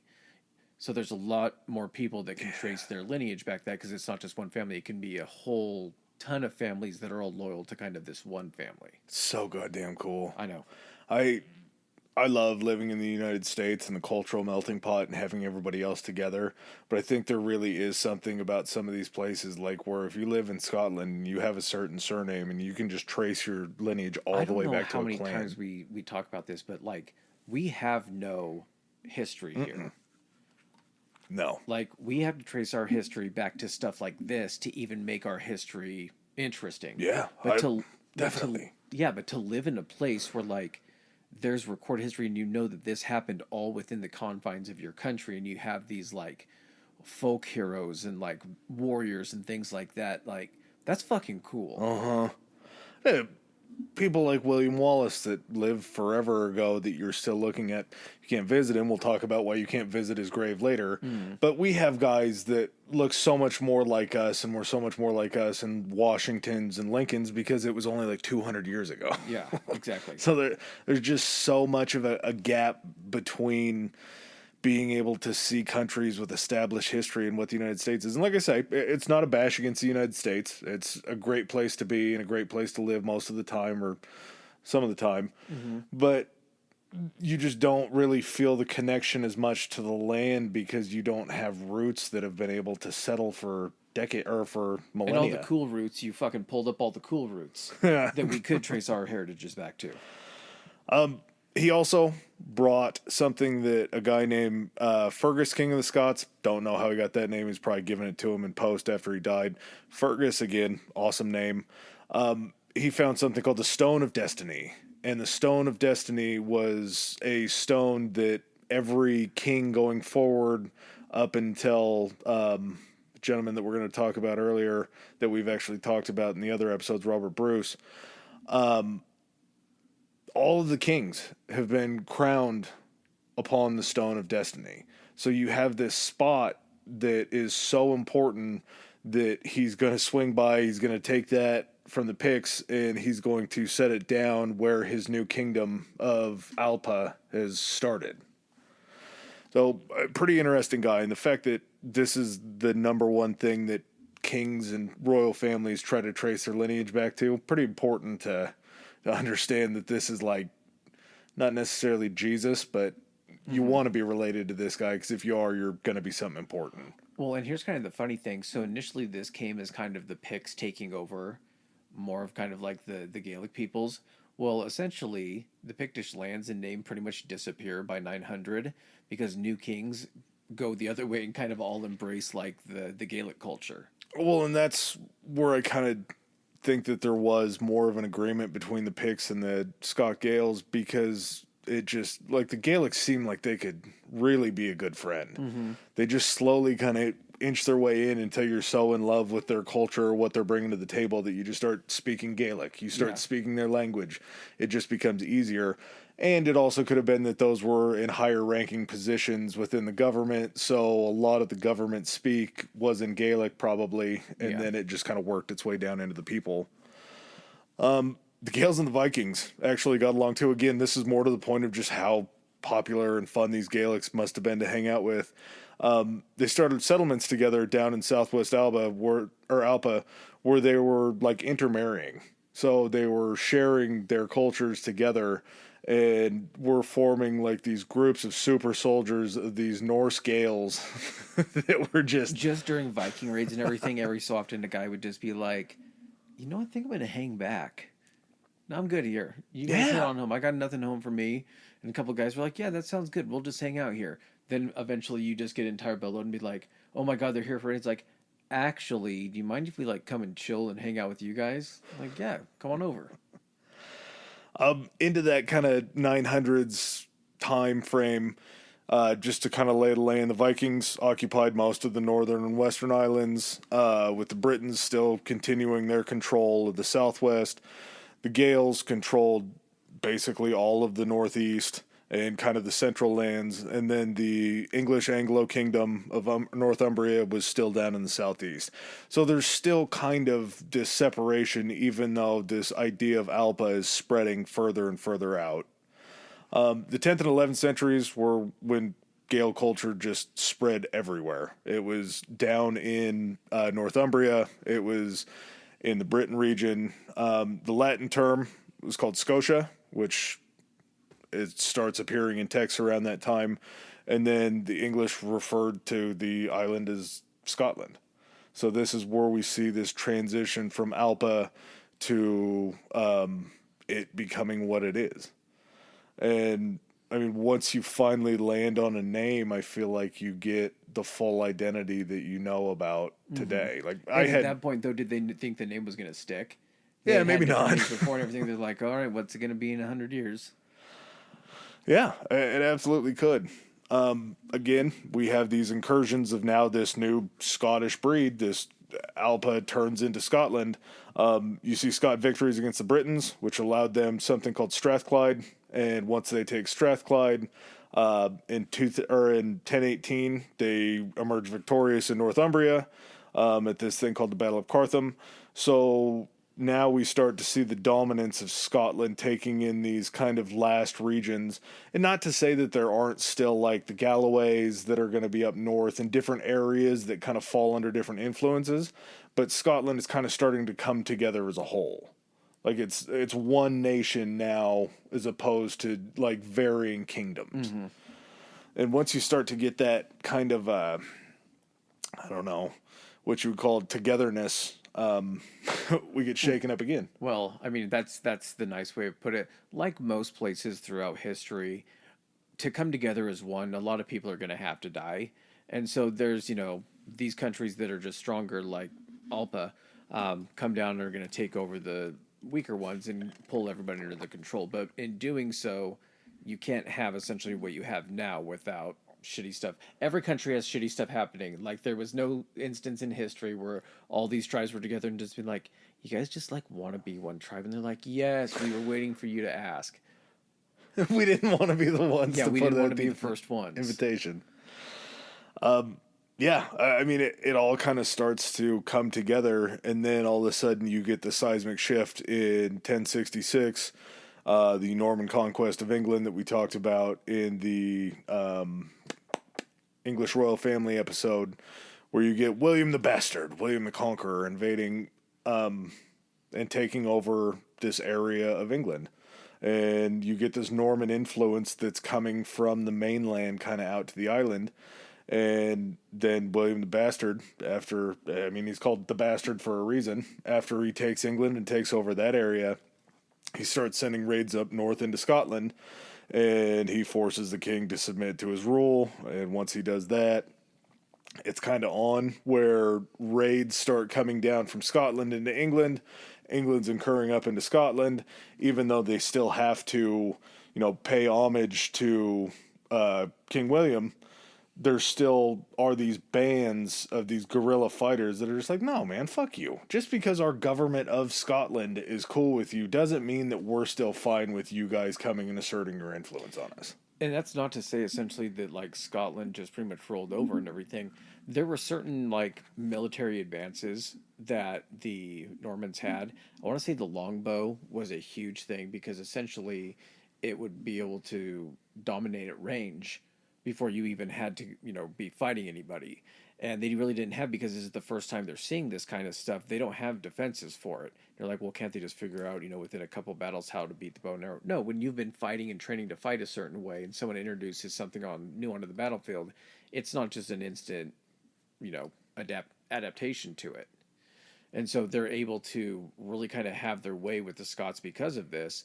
And again, because essentially the Normans had been down in France, fighting amongst each other and everything, whereas maybe the Scots weren't doing that as much after they'd kind of been united under this one banner. Yeah. It's going to kind of roll up until eventually the Scottish king, Malcolm III, and his oldest son, Edward, were both killed in something called the Battle of Alnwick in 1093.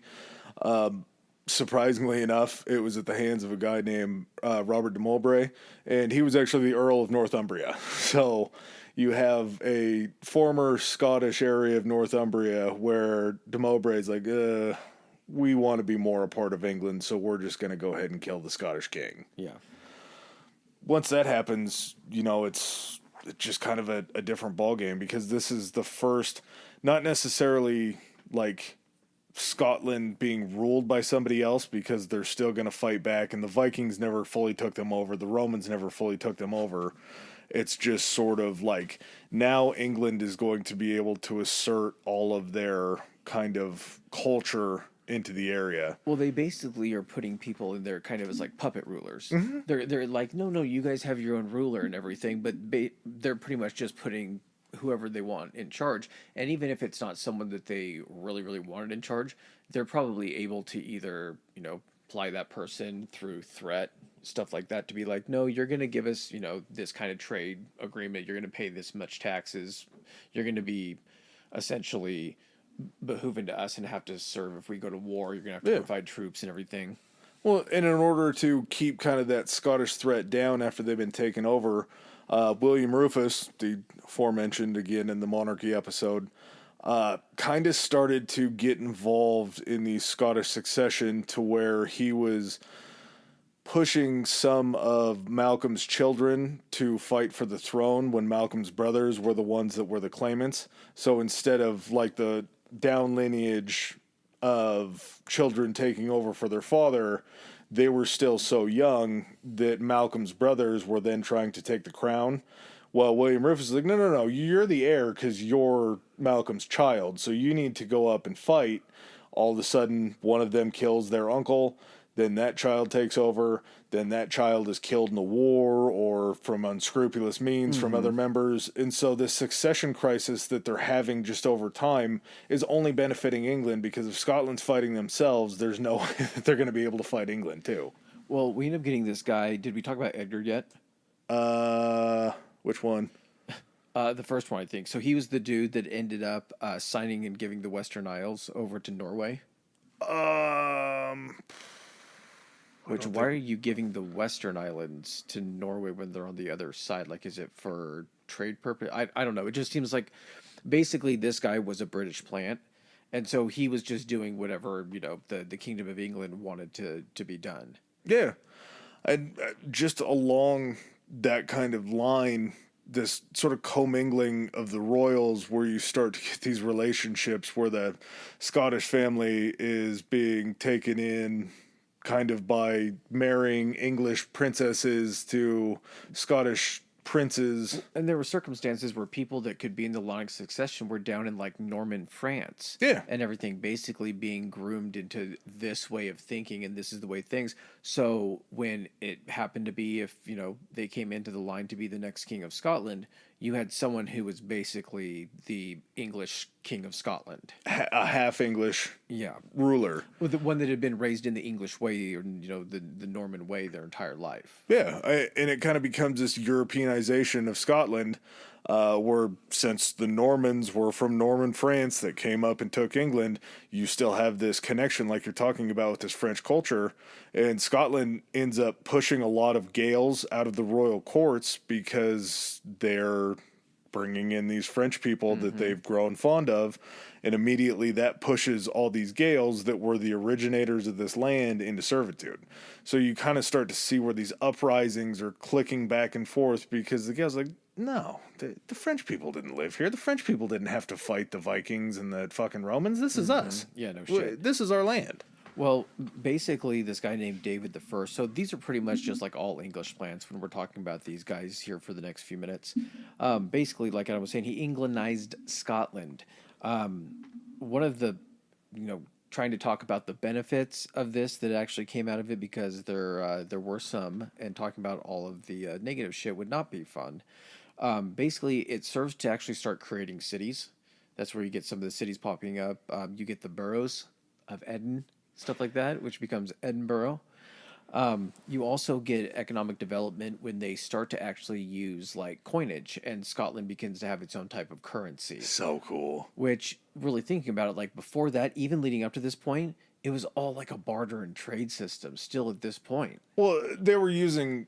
It was just they minted their own coinage. They were still using like Roman coins and Viking coins and other things too. But this was like the first time where they're like, no, this is a universal currency throughout that kingdom. Yeah, it was still like silver and that kind of thing that were just printed and minted as far as like Viking and Roman coinage.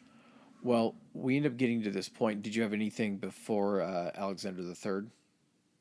Oh, yeah. Oh, go ahead. Way, way more.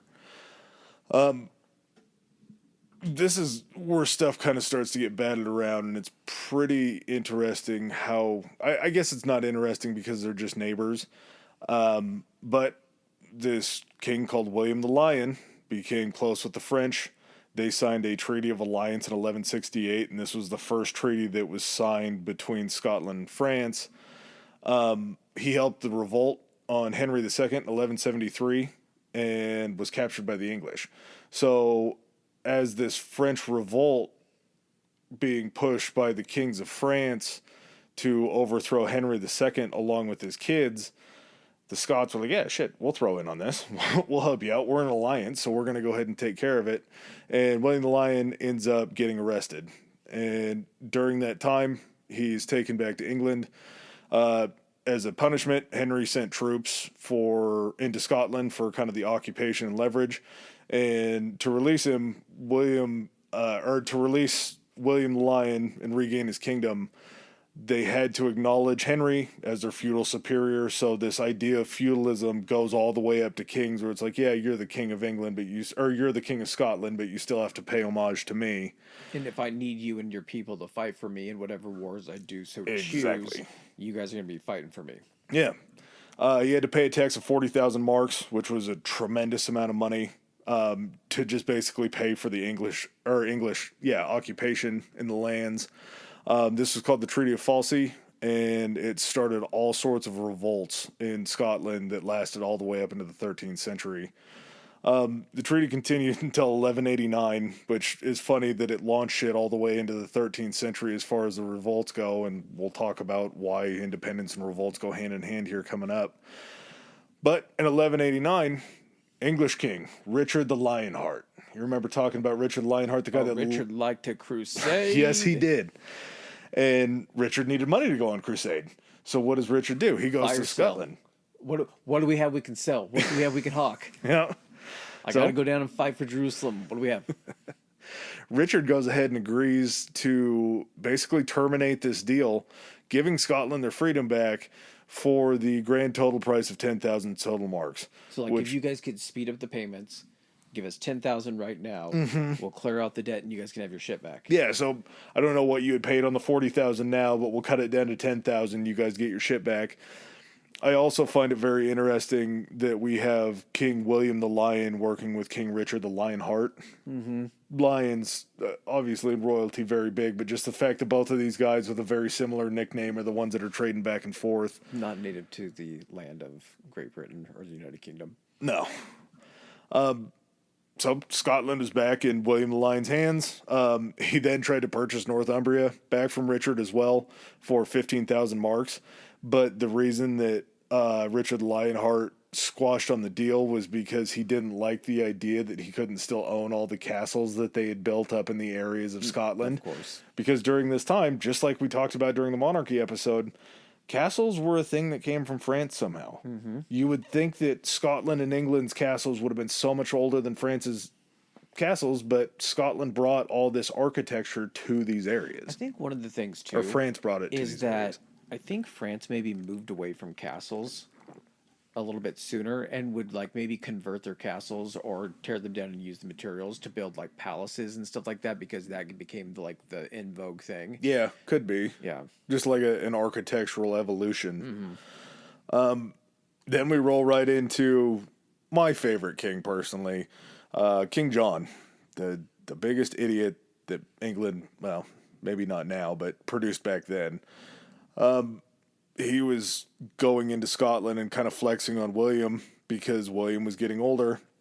He started squeezing him more to get these familial marriages to where he could kind of get his seed hooks into the He wanted Scottish it back. king. His brother had gotten rid of it. Yep. And it wasn't long because you have like John takes over for Richard. Yeah. And so as soon as they have their, their kingdom back and everything, John is already trying to be like, no, I want that money that's coming out of your guys' and I want those materials that are coming out of your guys' area. So I'm going to try to go ahead and get my seed up in there. So that way we can be doing the same thing that we've been doing before and put these puppets on the throne. Yeah. You can squeeze a lot more money out of him too because an aging king who's supposed to be leading his troops into battle is always going to be a lot more reluctant to fight because he's just too old to do it. We go back to the western seaboard. The Battle of Largs in 1263 took place, where the Scandinavians were going to make an incursion onto land to kind of bolster their claim over the area. And as they were coming onto land, they were just beat to shit by all the storms in between coming off of the islands to getting onto land. And by the time they showed up, the Scottish were like, this isn't even a fight, man. Like, you guys got nothing left. And they're getting pinched from both sides too, because they got assholes down. They got clowns to the south of me, jokers to my west. But yeah, they're having to fight kind of like a two front battle. And that's where luckily the Vikings were so worn down that they ended up signing the Treaty of Perth, and it gave Scotland back power over their entire western seaboard and kind of secured the majority of Scotland back. Did it give them the Hebrides back too? I believe so. That might have been a little bit later, but as far as like control of the area, I think they did get back. Well, they have them back now. Yeah. March 19th, 1286. This is where we get to King Alexander III. King Alexander III dies, falling off of his horse as he was trying to get to his new wife, to get a little bit of ass. Because there was a succession crisis on his hands because all of Alexander III's children had basically died. And so he didn't have a whole lot left. He had one child, I believe, that was... She's going to be coming up here very soon. I believe her name was Margaret, the Maid of Norway. And she was only 3 right around the time of the succession crisis and Alexander III dying. And basically, Alexander III had just remarried. He was trying to get to his wife to try to create another heir. Mm-hmm. And the issue with Margaret being the heir was that the Scottish weren't really keen on getting a woman queen, which... that was just their time. Mm-hmm. I'm not judging them for it. So after he ends up dying on the way, they have a succession crisis because he had actually gotten one in his new wife, and she was supposedly pregnant, so they were going to try to ride out the pregnancy. And if they could ride out the pregnancy and get like a baby king, then they could use the court around the baby king to grow him up. Ends up not happening. Baby doesn't come out or doesn't. It's the craziest fucking concept Yeah. too. Just like the fact that it was just like, please let us have this baby king. We will make sure that we raise him to be true and just and not corrupt at all. Because having complete control from the moment that you're able to open your eyes is not corrupting in any way, shape, or form. But yeah, all hail the baby king. Well, and their plan was that they needed this board of regents around to kind of watch over the kingdom until either the baby was born, which didn't happen, or till Margaret made it over from Norway, because, again, she's 3 years old, which is just very, very young to be putting it on. So We get the English coming back in with a gentleman named Edward Longshanks. Edward Longshanks, I guess Longshanks means long legs. He had very long legs and a very short torso and body. He was Edward the First, right? Yep. Okay. He had some other malformations, which after centuries and centuries of inbreeding in families, you got to expect to get some wild cards in the mix. And Edward was brought in to advise the picking of this board of regents. Excuse me. The king. He was brought in to Well, actually help them consult on who they should select and kind of settle the dispute, because there were 14. Actually, there were 14 people. This was just to choose the board of regents. Okay. We're coming up on that. So at the age of 7, this board of regents is put in place, and at the age of 7, Margaret is going to make her trip across to Scotland. Part of the reason that Longshanks decided that he wanted to be a part of this was on the condition that he would be considered, I guess, like the overseer of Scotland out of this, and that Margaret would marry his son. So he was trying to get the King of England. It was the thing that they went back to with Henry, to basically he was going to be their feudal superior. Yeah. And at the same time, if he could get Margaret's hand in marriage for his son, then she would be the Queen of England, or the Queen of Scotland, he would be the King of Scotland. They would immediately try to recognize the King of Scotland, even though he was a little outside of their bloodlines.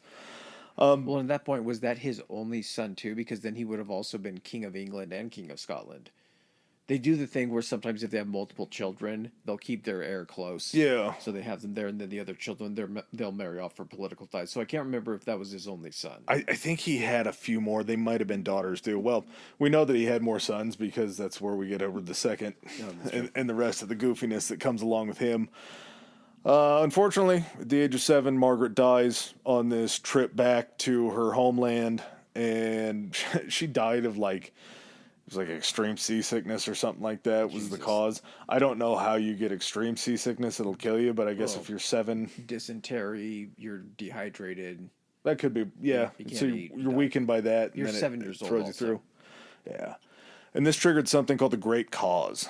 And the Great Cause immediately gets arbitrated again by Longshanks. And this was the idea that they needed to choose this new line because the original line died with Margaret. So you still need that blood that was coming from Kenneth MacAlpin in the system, and you get 2 kind of people that present themselves, a man named John Balliol and a man named Robert Bruce. Robert Bruce is going to show up in a grandson form later on that will be Robert de Bruce, but this was Robert Bruce, the grandfather. John Balliol was another candidate, like we said.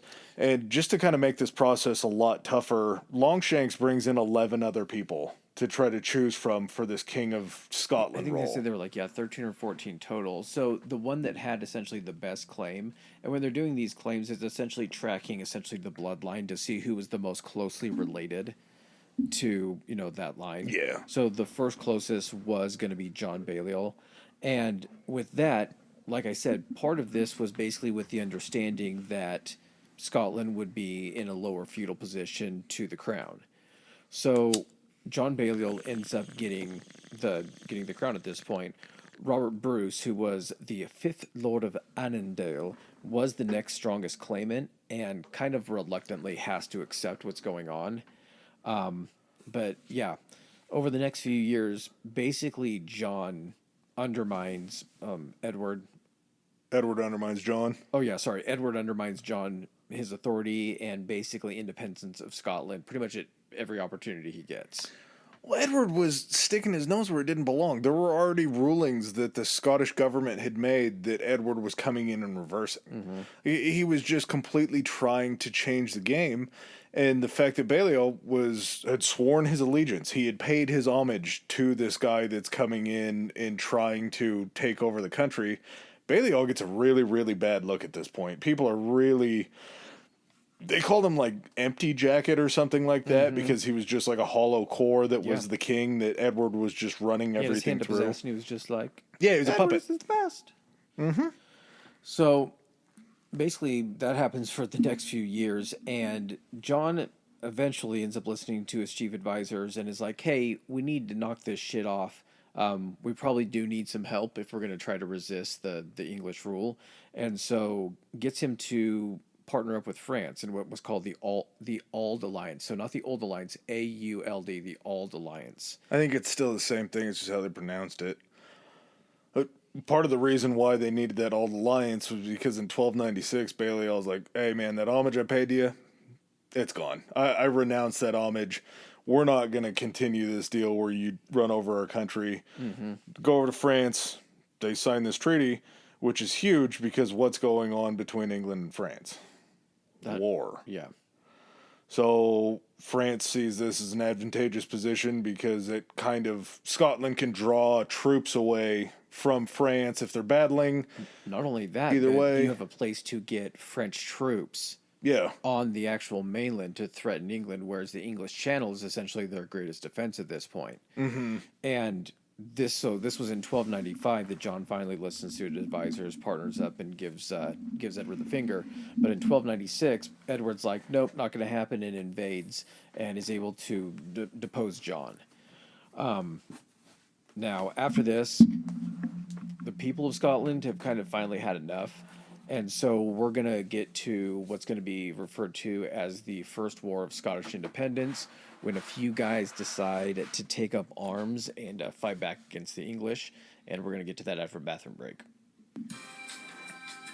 Well, hey there, all you sexy historians. How you guys doing? it is time for Socials. Where can they find us on Instagram?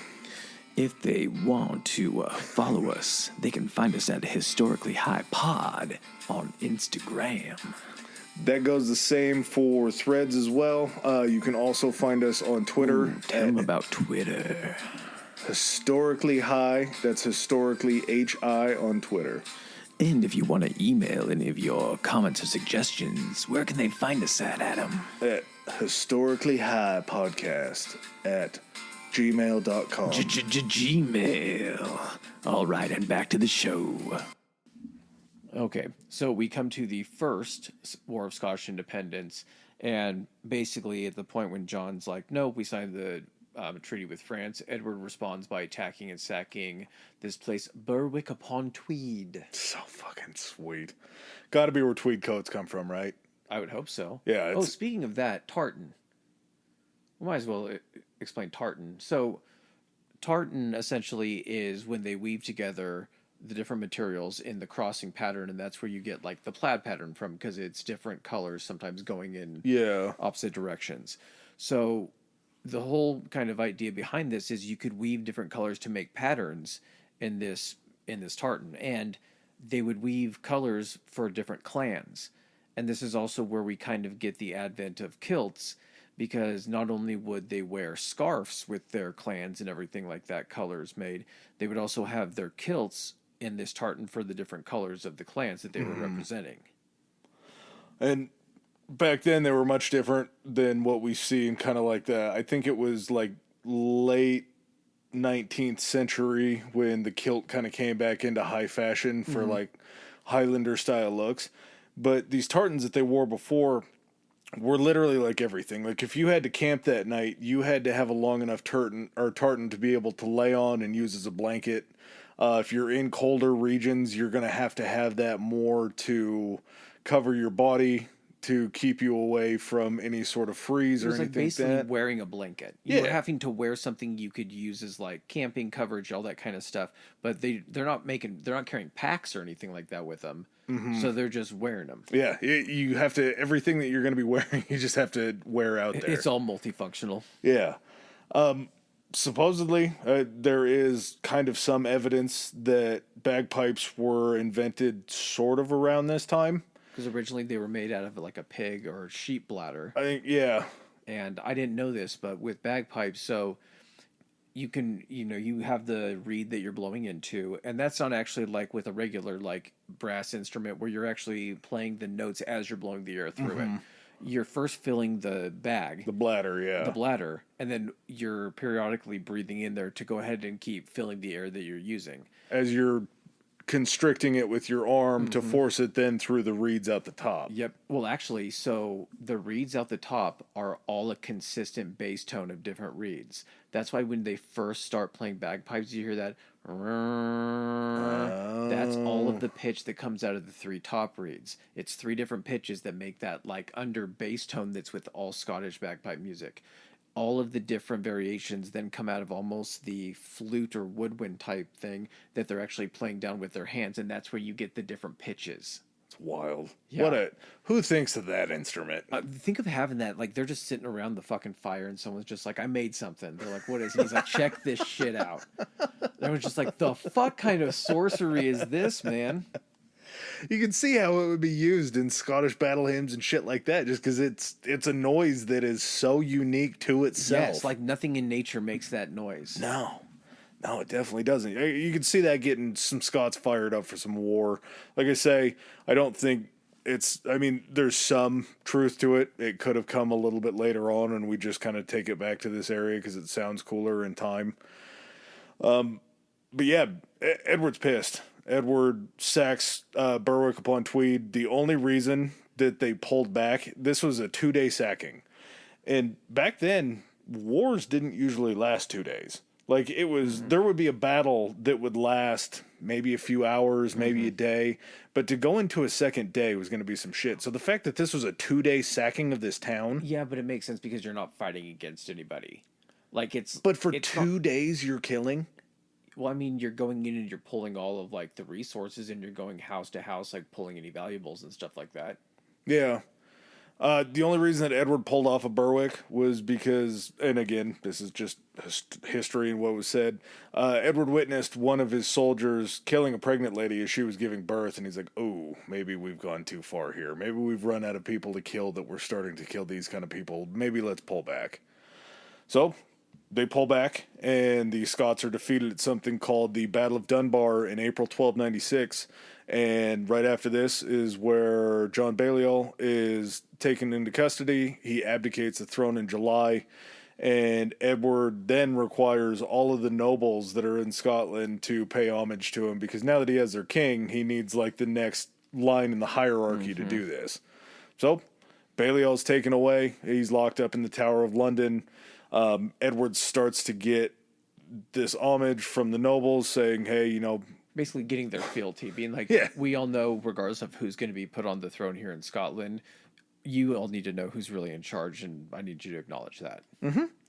And these nobles in the government go ahead and pay that homage, but at the same time, Scottish people still aren't very happy about what's going on because they're getting real sick of England coming in and just taking whatever they want when they want. You have the 30 or so nobles, telling you that everything's okay. What do you do about the 100,000s or however many people they had there in Scotland at the time? People that are like, yeah, these guys don't speak for us. Yeah, they're in power because they're the power. They're not in power because they have our good intentions at heart. So England finally squeezes a little bit too hard, and Scotland pretty much just erupts in revolt. Andrew de Moray was the de facto Scottish military leader in the north, and basically he was a Balliol supporter and kind of continued the fight at that point. He ends up partnering up with a guy named William Wallace, and he rose to fame after killing this English sheriff, William Hazelling, not the sheriff of Nottingham. So, did you hear the legend behind William Wallace? No, please legend me up. William Wallace's father was a knight, and his brother was a knight. Yeah, they did have Scottish knights. That was the thing. Yep. You got knighted. And as two knights, they went to battle against England, and were both killed in battle against the English. So, one day, William Wallace is out fishing, and as he's out trying to catch fish, and again, there's a million of these different variations of this story. This is just my favorite one. It ends up being like 200 years before the story of William Wallace is told by an author. Mm-hmm. So all this stuff is looking at it hindsight with just kind of oral tradition keeping this story with the alive. polish of time. Yeah. And I think you'll kind of understand once we get into it. But he's fishing, pulls out a few fish. There are English soldiers that are walking by. One of the English soldiers stops him. He's like, hey, man, give me the fish. William Wallace is like, no, I got to eat. I got a wife to feed. I got to eat. And the Englishman pulls his sword out. William Wallace disarms him, cuts off his head, kills 2 of the other soldiers that are with him, and then the other 2 run off. Well, that was William Wallace's big mistake, because the other 2 go back, tell the area leader what happened, and William Wallace kind of has to go into hiding for a while because he has to be able to get away and not get caught, because he's definitely going to be killed for killing these English soldiers. So, a little bit of time passes. He is in a different town, and all of a sudden he gets recognized by an English soldier that is as he's walking into his own house. The English soldiers come back for him, and he has to escape the house by running back through it, out the back door, as one does when they're trying to run from from anybody, and you got to go through a house. His wife ends up closing the door and barring it to keep the English soldiers from getting through as he escapes out the back and takes off. And as he escapes out the back, the soldiers break down the door. They ask his wife where he went. She is a G, so she's like, I don't know. I have no idea. I didn't even see him. I don't know who you're talking about. Who is William Wallace? They go ahead and put her through a little mock trial out in front of the house and cut her head off. And it's believed that the man that he killed, the Sheriff William Hasserling, may have put the order out to find and kill William Wallace and then ordered the death of his wife. So we have an origin story of badass William Wallace then having an axe to grind because they killed his father and brother in battle, and then they may have killed his wife. I mean, it's a pretty good origin story for a superhero, right? Mm-hmm. A Scottish superhero. Yeah, there aren't really many of those, are there? So did he kill the sheriff after? After his wife was killed, yeah. Okay, gotcha. So it was a revenge killing, a crime of passion. Yep. And as soon as that crime of passion hits and it gets out to the people start to flock around William Wallace. They've heard that he's stood up to the English, and they want to be on his side. So he kind of starts building this little militia behind him. And when he's asking around about, hey, what are our defenses? What do we have against England? They're like, well, there's this guy up in the north. His name's Andrew de Moray. Let's go find him. He's going to have some troops, and he's kind of the one that's still pushing some of these revolts and these guerrilla attacks. And that's when Wallace and de Moray run into each other, and it's a pretty good partnership. There's a lot of stuff that Wallace gets attributed just to him that was kind of like, these were de Moray's plans too. He was the military leader. Yeah. That's the whole point. Yeah. It was kind of like William Wallace was de Moray's champion. Yes.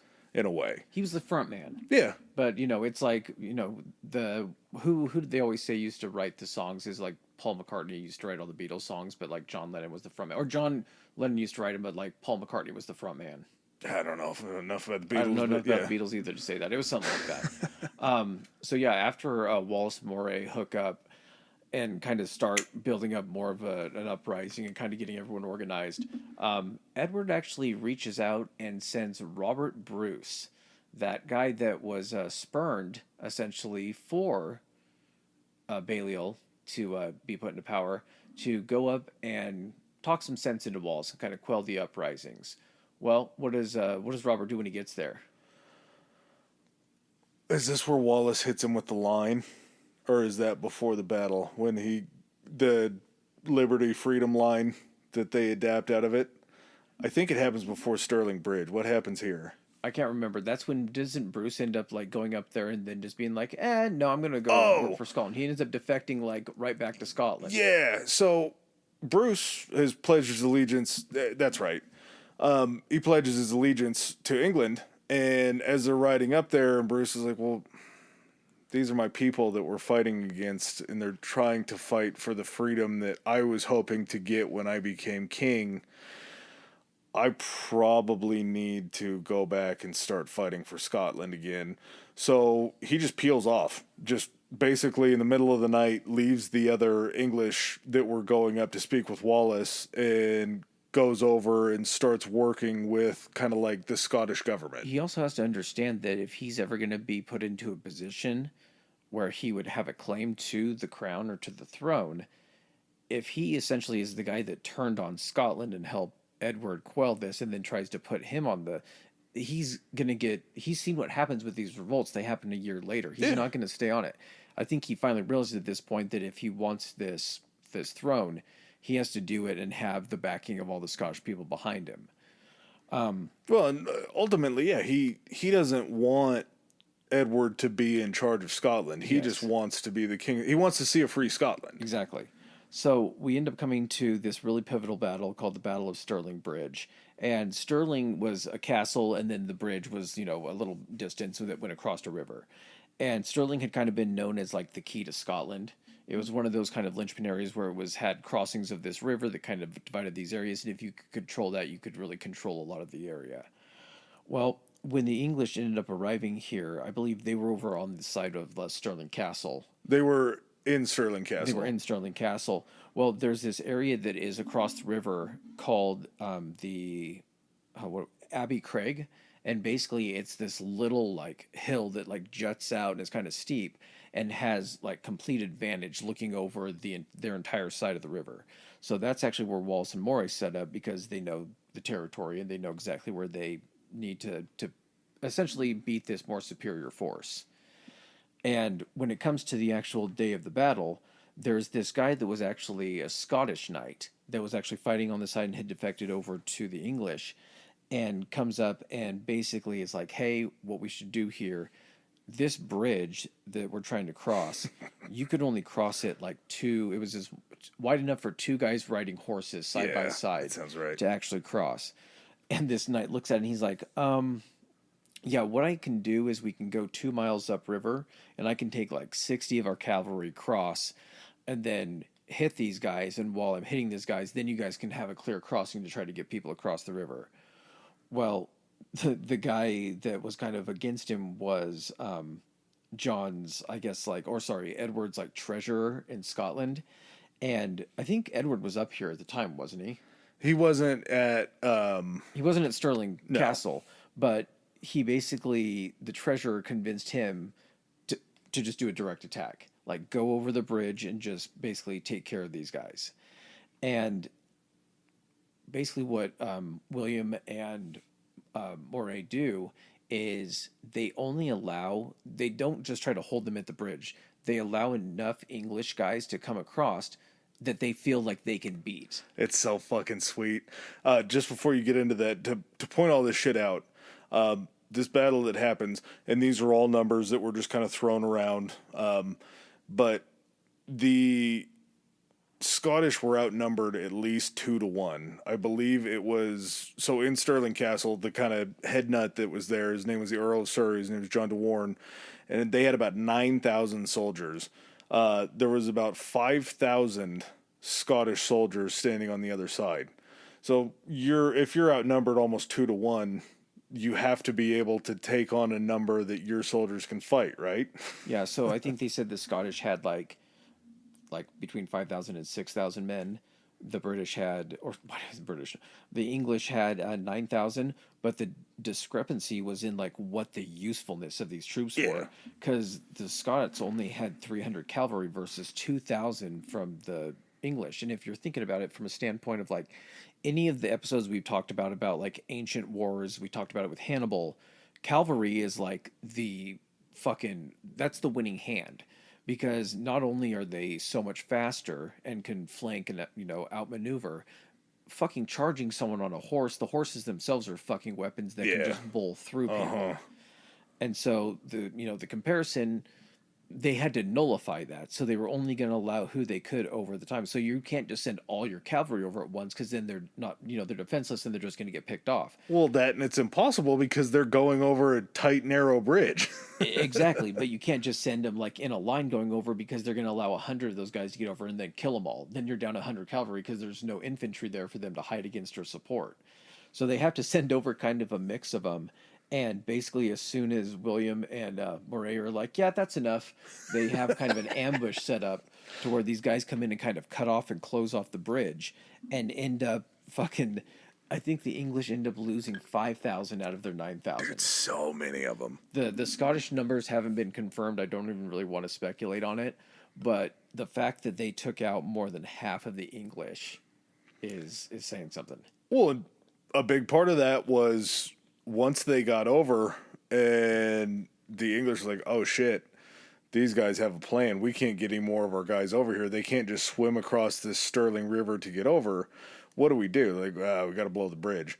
So they end up cutting off the bridge to try to save themselves as they all go back and try to stand in defense inside of the castle. What's the equivalent of blowing the bridge at that point? Do you send guys out with like hammers and you're like destroy and it literally takes them 3 hours to knock off all the blocks and everything, and then there's only a gap of like 8 feet.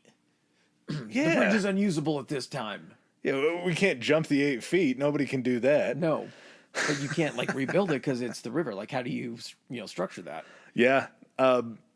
So that was really the only reason that it was just that many of those soldiers that were killed. De Warn ends up getting away and escapes on horseback. He said that he rode so far continuously on his horse that when he got to wherever he was going, the horse just collapsed and died because he was trying to get away from there so fast. And the rest of the English that were trapped inside of Stirling Castle ended up surrendering. Oh, and just for reference, so the guy that was in command of the English forces was the Earl of Surrey, John de Warn. So that's what I was talking about when he said Warn. So, a massive victory for the Scots. Unfortunately, one of the very few Scots that were wounded this time was de Moray. And that really plays a factor because de Moray ends up dying from the wounds that he had in Stirling Castle. So to say that him and Wallace were a power couple is certainly accurate, but we'll kind of see coming up, de Moray may have had the ideas while, like I think we that's say. what it was. I think Wallace was the style and Moray was the substance. Yeah. But how romanticized is that just to say he took an arrow at this battle that they ended up winning and he died versus like the ceremony of William Wallace getting captured and tortured and all that kind of stuff. Like you can see why one is probably a little more well known, but within Scotland itself, maybe they look at that and they say, well, de Moray is actually here. It's actually kind of on par. Yeah, I see that now. Wallace ends up ruling Scotland as a guardian of the realm. And he's knighted. So he becomes Sir William Wallace. And is basically serving as kind of like what you would think in like Game of Thrones, like Hand of the King or like a proxy ruler, basically ruling in the name of John Balliol because he's still alive and they still have some hope to get him back actually. So as William is ruling here, in 1298, Edward decides to come north in person this time. And this ends up leading us to what's called the Battle of Falkirk. And Battle of Falkirk doesn't go necessarily well. No. Is this the one where Edward is... Yeah, it has to be. So, the night before the battle, King Edward was very concerned that the Scots were going to come over and start the war at night. So he told all of his troops that what they had to do was sleep next to their horses, so that way if there was any sort of attack or insurgents or anything like that, they were right next to their horses with their weapons and they could go on the attack. That included King Edward himself, who was sleeping next to his horse when his horse got riled up and accidentally stepped on him in the middle of the night. And they were actually worried that Edward was so injured that they couldn't go into battle and the Scots would just sweep in and take everybody out because they didn't have a leader because their king had just got stepped on by his horse that night after he gave the rule to do it. Bad news for the Scots. King William was fine and was able to load up onto his horse. Huh? Edward. King Edward. Sorry. Was able to load up onto his horse the next day, and it is absolutely disgusting what happened. So there's 15,000 English, 6,000 Scots, and this is actually where we see the first... I can't believe that it took this long, but maybe... I mean, this is the first that I had heard from a couple different sources. The first time that the longbow had ever been used in a battle. Okay, so go back to what I said roughly, probably like close to an hour ago. They didn't have the longbow, I guess, when they first invaded to push back the Scots, but they still had, I think, steel, and they developed plate armor and stuff like that. So they still had bows, but it was like close combat bows, like you're shooting from 10 to 15 feet away. Oh, okay. Whereas you get the big, massive longbows where you can fire from 70, 80 yards away. That's right, okay. To where you can just basically lob shots. So my edit. Yeah, no, you were right.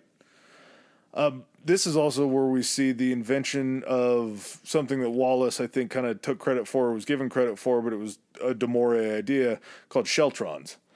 And Sheltrons were basically like... Is it like a Voltron? Like they assembled into a giant Scottish robot? Yeah. Wah, wah, wah. A little bit, except for instead of a robot, it looked like a hedgehog. Like it was guys that had fucking... Like pikes? Yeah. Spears? Pikes and spears, and they would stop into an area, and once the advance would come on, they would jam their spikes into the ground. They would hold their shields up for as long as they could in front, and as the cavalry and everybody would advance on them, they would then impale themselves on the spears, and they couldn't get to it. That's where they get, like, it had to be twice as big as a man. Uh-huh. Or twice as long as a man if they were going to use these. Yeah, that's where you get, like, when you're holding, you would have, like, the guys holding, like, the giant, like, lodge poles, sharpened ones, and, like, putting their foot down on the ground and, like, holding it forward to, like, counter cavalry charges and stuff like that. Which is a great idea if you're not fighting a bunch of longbow. Yeah, no shit. It works well if horses are charging you, but when it comes to fucking death arrows raining from the sky, yeah, those fucking sharpened sticks really aren't going to do anything. And so 2,000 Scots are killed during this, and yeah, it's pretty much a resounding victory for Edward and the English. You would think after a just massive defeat by that, William Wallace would go back to the drawing board. Now, William Wallace leaves the country. William Wallace leaves Scotland. William Wallace goes on kind of like a little tour. They say that it was mostly in France, but there were some reports about him going down into Italy and being in Rome and meeting with the Pope and that kind of a thing. This, to me, almost makes sense because you would think if you're trying to get... Because, again, all this is related around Christianity and Catholicism at this point. So... the Pope is the one that's calling the shots as far as suggesting not to go after somebody or to maybe make peace, anything like that. So William Wallace may be going and trying to do the diplomatic thing of going and talking to the Pope and being like, hey, maybe tell Edward to lighten up on Scotland. We're trying our best, but at the same time, we're having a tough transition period. So tell him to maybe give us a little bit. Also, if you could tell him to, like, you know, that I shouldn't be killed when I get back into the country because I was only fighting for my country's freedom, that would be, you know, that would be greatly appreciated. Yeah, it all kind of makes sense. Except for while he's away, Edward is just back on the hunt. And Edward has the, what is his nickname? The Hammer of the Scots.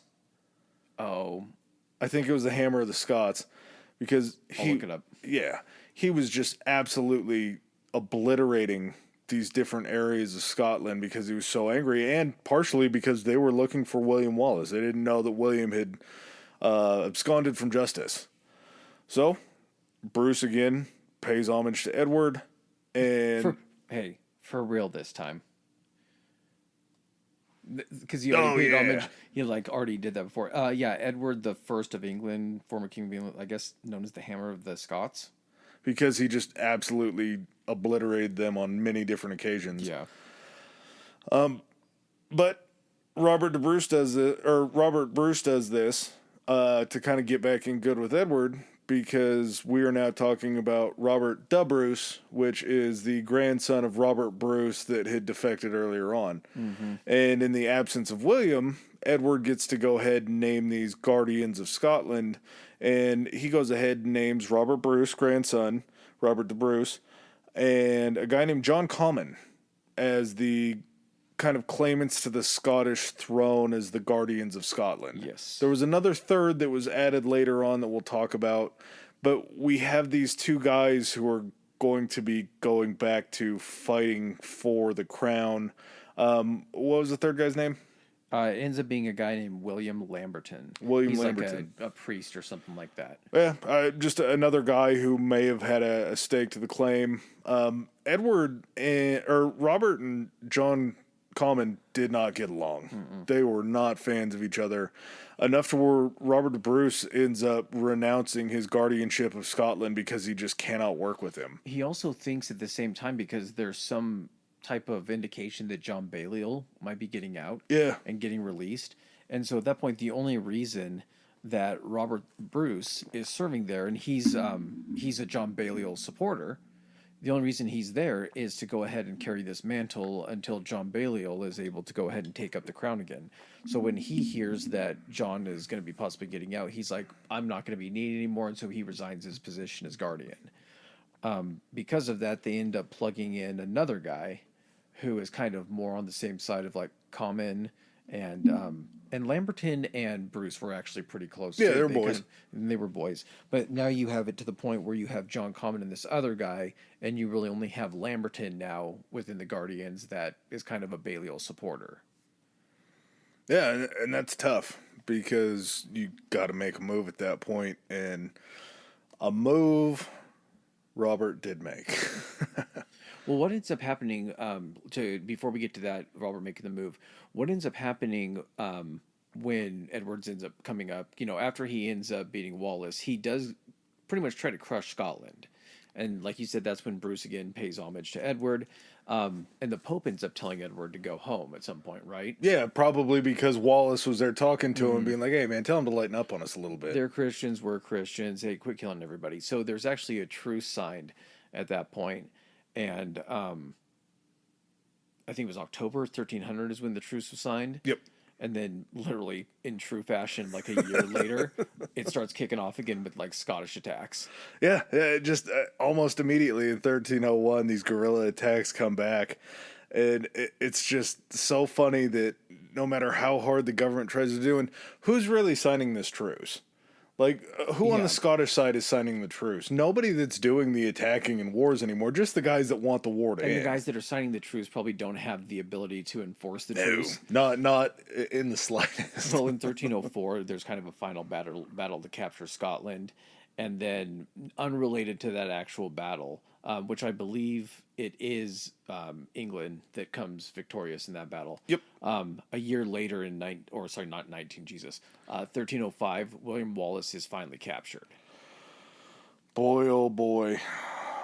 This was something I was going to ask you about. How deep do we need to go onto what happened to poor William?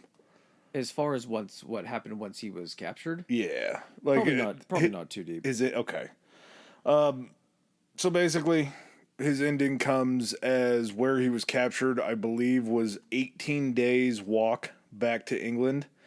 And they made him walk all 18 days all the way back to the capital of England. Mm-hmm. And once he got back there, he got put on trial for just all these different, it was like 148 different charges. They had him on trial for treason, which made no sense because you would have to be English to be tried for treason, and he wasn't English. He was Scottish, and he never claimed or any type of like, I guess, like fealty to England. So, yeah, you could. They were going to kill him for one thing or another. So yeah. So once he gets found guilty, I'll try to make this as quickly and easy as possible, and I think I just got to read it because they're not going to be as bad as ours. He was taken through the Scottish countryside. His legs were bound beneath the horse towards London. Then he was taken to this show trial, and in the traditional manner of a traitor, because they actually charged him as a common man instead of a royal or a knight. Yeah. So basically fucked him there. He was dragged through the streets. They tied him to the back of a horse on a board, and they drug him through the streets of England, whatever the capital was at that point. And people got to throw fruit and rocks and shit at him. After that, they end up hanging him until he passes out. Then they wake him back up. And then after that, they cut his bowels, pull his bowels out, light them on fire. They cut off his twig and berries right in front of him. And he's alive when they're doing this. Yeah. We won't talk about... Okay. Pulled out his heart. They showed his beating heart pretty bad. Then he was drawn and quartered, and it was like the 4 parts of him were taken to like 4 different regions. There was one that got sent back to Scotland. There was another 3 parts that were kind of traveled around England. And then his head was put on a pike on, I believe, the Tower of London? Maybe somewhere around there? Probably. But, on the London Bridge. So anybody that crossed over the bridge that was Scottish got to see that. I'm sure that was pretty fun. The English government displayed his limbs separately in Newcastle, Berwick, Stirling, and Perth. So pretty tough ending. There's also a rumor that I saw on a site that may not have been super legitimate that says that his skull was then taken and enshrined in the royal family's court, and it's still sitting in the royal court today somewhere. In England? Yeah. So, kind of nuts. Some Skull of Bones type shit? Yeah. I think also I forgot to mention along these lines. Yeah, it could have been at this point in time.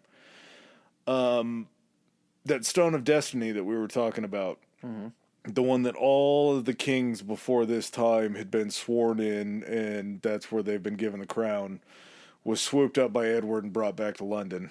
And in London, he actually had a new throne installed, where they actually put the Stone of Destiny underneath the English throne as kind of like a, hey, we're sitting on top of you. And I believe it took them big permanent fuck you. Yeah. It took them all the way until I think it was 1996 for the English to return the stone. Really? Yeah. So these things run a lot deeper. Like I say, if William Wallace's skull is still in the royal court, and then they had either this, have the stone or the skull. yeah, yeah, that was definitely a choice that had to be made.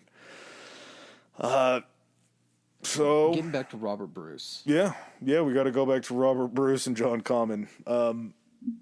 After this whole claimant issue, Comyn and Bruce decide that they need to meet at a church that was called the Greyfriars Church on February 10th, 1306. There were questions because Edward was getting a little bit older and going on in years as to how they were going to try to figure out this whole Scottish throne deal. If Edward is to die, what's their next move? That's the biggest thing is any of these transitions of power. That's an opportunity to try to go ahead. And if you're looking for your independence, as soon as that happens and you're getting a younger ruler in there, one that maybe isn't, because we've seen this before, even going back in this episode, some of these guys just aren't interested in doing this. No. You get these kings that are really just interested in doing other shit or not interested in doing anything at all. And that's a golden opportunity for someone who's trying to gain their independence to step in. Like you were saying, Robert Bruce and John Comyn meet to kind of discuss what actions they're going to take once Edward does go ahead and kick the bucket, and doesn't go, I think, is quite how John imagines it's going to go when he ends up meeting Robert. No, I don't think it did either.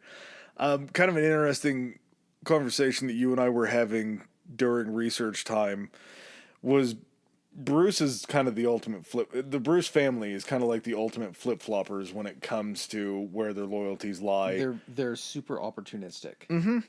And I think the older Robert, Grandpa Robert, kind of had his idea in mind that since he was a wealthy landowner, in order to keep those things, he probably needed to swear allegiance to Edward. And it was important for that to happen. But there was still kind of the flip-flopping back and forth on, like, is it worth it? Is it worth it to not be in it for Scotland, to be in it for England? When you get down to grandson Bruce, there comes a time when he's still sworn his oath of loyalty and paid homage to Edward, but now the door is kind of open to, instead of having to worry about keeping his land and everything that he has in England and Scotland, to just taking over the whole of Scotland. Do you know where my land is? My land is in Scotland, and if I rule Scotland, I don't lose my land because it's in Scotland. Well, I don't need the lands that I was given in England because I paid homage to you, because now I have all of Scotland. Exactly. And I also think there's probably something to be said about the fact that his grandfather was the second, person that should have been there. And because of everything that went down with John Balliol, there's got to be some type of look back on that and said, well, okay, if my grandfather would have been in this position, we would still be independent at this time. I'm owed this as maybe my birthright. And so when Robert Bruce meets with John Comyn at this, what was it, like a church? Yep. February 10th, 1306. I don't know if did he directly kill John? There's questions as to whether he directly killed him or he killed him and then walked out and was talking to someone else and they went in and kind of gave the final death blow. Yeah. There's a little bit of a Caesar vibe here with probably less guys. Could have been, very much so. I like your theory better I like the claimant to the throne and the freedom better than just trying to keep the lands that I was thinking. I think it's a combination of both. I think he Yeah. saw an opportunity to do all of them, and he was going to go ahead and take it. So, the thing that I was kind of talking to Adam about last night is you technically have, this family that flip flops and everything, but because within the course of the scheming and the flip flopping, all of the positives that happened after all that, it's easy to just go ahead and forget everything that happened before. And so, literally, right after this, Robert ends up heading straight to Glasgow to be absolved of these sins. Yeah, and the big deal was the fact that this murder took place inside of a church. Mm-hmm. And the guy who he was friends with before, that was a part of the... Lamberton? Yeah. Yeah. They had already kind of talked through this plan of maybe if something goes wrong, what do we do? What are the odds? Lamberton just happens to be like a priest, has a position in the church that can perhaps absolve him of this horrible, horrible deed. Well, and Lamberton goes and talks to the Church of Scotland, and he's like, hey, if this happens, we might need a pardon, but not just because it's like a God thing, but if Robert goes ahead and kills Comyn and becomes the King of Scotland, then all of a sudden we have a guy in position that can maybe take over for an ailing Edward Longshanks, and we can get our country back. Mm-hmm. So the church is like, okay. So after he ends up killing him, he goes to the Church of Scotland because he knows that he has to beat the news that's heading back to Rome and to the Pope. Mm-hmm. And so he goes over to the church really quick, and he's like, hey, I did this. This is why I did this, and lays out a bullshit story. And the Scottish church is just like, you're absolved. Go say 10 Hail Marys. Go eat a couple chips. We'll see what goes on. You're good with us, though. The church is cool with you. Well, it was so good, in fact, that he was actually crowned the King of Scotland at this place called, was it Scone Abbey? Yep. On March 25th, 1306. So literally, like 7 weeks after he ends up killing this dude, he's crowned as king. I don't even know if the news had enough time to get back to Rome by then. And then any type of response getting back, he's like, oh. And when they get back, they're like, wait a second, and he's like, yeah, I'm king now. Like, well, okay. He's like, you came here for something? They're like, well, I mean, you killed again. He's like, yeah, but we cleared that up all here. I'm king now. Well, you know what happened with the repercussions, right? So the repercussions of all this happening was that the Pope not only excommunicated Robert de Bruce, the Pope excommunicated every person in Scotland from the church. Oh, Jesus He Christ. excommunicated the entire country of Scotland because Robert de Bruce pulled this shit. And so that was another thing where everybody that was in Scotland was like, what the fuck, man? Isn't that a crazy thought? Yeah. That, like, you really think that one person somehow has the authority to sever your ties to your religion? That just because this one guy is like, nope, you don't get to be this anymore. You're just like, no, like, I don't need you to do this. Like, what? That it's fucking silly to even think that was a thing. Well, it's like you're punishing... I'm not fired. You know what? I'm not fired. I quit. You're punishing the Church of Scotland by punishing all of the Scottish people that live there. Like, there's no way that anybody else knew that De Bruce was going to pull this shit, but I'm sure it was also tactical in being like, well, we need to try to quell this guy that's the king now, so if we turn all of the people in Scotland against him by excommunicating them too, maybe they'll run him out of town. They weren't planning on it to be a long-term thing because you also got to understand, like, they're going to be missing out on, like, finances and like money that's coming from Scotland. Yeah, and that's a very important thing of kind of the entire reason behind religion is you need people for crusade, you need money, you need all these things, and it's sort of what kind of brings it all back together. So yeah, like you say, he was crowned King of Scotland, and his like first big battle out was something called the Battle of Methven, and they were beaten real quick. And as soon as that happens, De Bruce is like, out. I'm going to head off to this island. I'm going to try to regroup. I'm going to run away because they're going to try to kill me now. And as he leaves, Edward Longshanks goes through De Bruce's family and is killing so many of his... He's fucking cleaning house. Yeah. Everybody is... Never again. Yeah. Everybody's dealing with what De Bruce started. And fool me once, shame on you. Fool me twice. It won't happen again. Supposedly, another beautiful Scottish tale is that De Bruce is hiding in this cave on this island that I forgot the name of. And there's a spider that crawls up the wall and starts making a web next to him. And he's not a big fan of spiders, so he goes ahead and slaps the spider off the wall and sees him hit the ground of the cave. And the rains that were happening outside start to sweep the spider away, but then before long the spider's back and he ends up climbing up. He tries 6 or 7 different times to make this web, and then he ends up making this web. And this whole story is spun, and this beautiful tale is spun, and this is actually where we get the turn of phrase, if at first you don't succeed, try again. Really? Yeah, because of this story that supposedly to Bruce came from, and then the term was coined off of the story that was told later on. So, kind of cool. I mean, definitely didn't happen. So he ends up coming back to Scotland. He's like, I got a spider story for you guys. Rally the troops. Guys, call me Spider-Man. How about that? Well, lucky for them, Edward I ends up dying in July 1307, and Edward II is a huge failure. So Edward II, yeah, if you guys may have forgotten, was the king that couldn't keep his hands off of his friends. Oh, that's right, yeah. And kept appointing them to different positions and everything, and then they forced him to, like, they tried to send his friend out of the country. Yep. Ends up running off Queen Isabella all the way back to France, where she ends up hooking up with a guy from Italy or like something like Roger that. Mortimer. That's right. In France, who was also kicked out of the kingdom by Edward II, and that begins this weird succession crisis that we'll get to. But yeah, as Edward II just sucks at his job. Back in Scotland.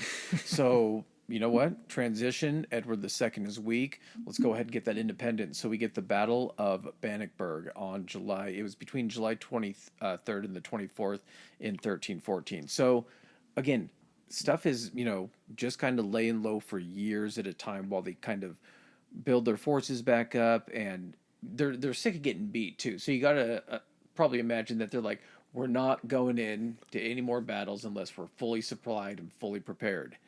And this ends up paying off big time because it was a huge victory for Bruce, who had kind of assembled all these people again. They were using these, he goes back to the Shiltrons, except this time they're mobile. Yeah. This is a fun war, or fun battle, because it starts off with a story that I feel like is sort of like you won it before it even started. So, Bruce gets spotted across a little bit of land, and he's on his horse, and it's by this guy on this big war horse. He screams out, "The king is mine," and starts charging towards him. Bruce, on a smaller horse, who's much quicker, waits for this guy to draw in. The guy pulls out his, what are the things that are, you're on the horses and you run at each other, and joust. Like a javelin, basically. Yeah. Yeah. Sticks his javelin out. As soon as this guy gets close, the Bruce goes ahead and kicks his horse in the side to scoot him out of the line of this this guy who's coming at him on the war horse. This guy who's used to only going at another guy coming at the same trajectory across from him. Yep. DeBruce goes ahead and yanks on his reins. His horse rises up on its back 2 feet. And DeBruce was a big fan of the battle axe over the sword. So he pulls out his battle axe, and as this guy misses him with his javelin, DeBruce goes ahead and buries his battle axe in this guy's skull. They said to the point in some of the written history about it that it went all the way down into his chest. That's how far it went. And that was how this war started. That was the first opening salvo of this war. And it scared the English enough to the nights between the 23rd and the 24th. There was actually infighting in camp. And they said that there may have been upwards of 100 soldiers and cavalry that were killed that night in their own camp because of all the fighting that was going on, because everybody wanted to go back to England after they just saw what DeBruce just did. Yeah. And so this second day shows up, and there's a defector from the English that was Scottish that goes back, and he talks to DeBruce. He's like, "Hey, attack him in the morning. If you attack him in the morning, this thing's going to be over real quick." And so DeBruce is like, "Why are you coming back?" He's like, "My loyalty's with Scotland. My loyalty's always been with Scotland." He's like, "I'll behead you later." Thanks for the information. So, I mean, they're at a huge disadvantage too. The Scots are. I think they had between 5,000 and 8,000 men versus 20 to 25,000 men on the English side. And the way this ends up going is the advice ends up paying off because they just steamroll the English. The English end up losing again, kind of the trend. About half their guys, so about 12,000 plus casualties. And how many did the Scots lose? Like 100. I mean, that number can't be true too. There's no way it was only 100. No, unless they completely like ambushed them. And by morning, he meant like before anyone's even awake. So, well, their big change from the war that they ended England up had pretty much losing steamed it, before with William Wallace, these mobile schiltrons were big, but they knew that the longbowmen were going to be the key to what this had. So what cavalry they had set up to where the bowmen were going to try to take position to fire on. They just went ahead and outflanked them and ended up killing all of the longbowmen first, which left a lot of cavalry to try to come after these mobile schiltrons that now have the ability to move closer towards the battle lines and attack.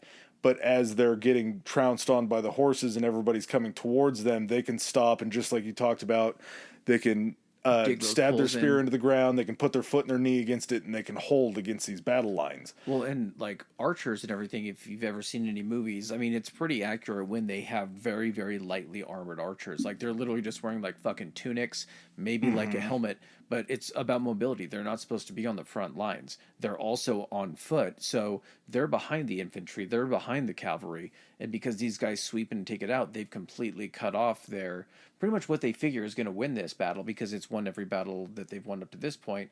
And when you take away this, they're like, oh shit, now we have to actually fight. Yeah. And at this point, the Scots are like, yeah, we're fighting. And our schiltrons can move now. So you're in trouble. So they end up just spanking the fucking English all the way back.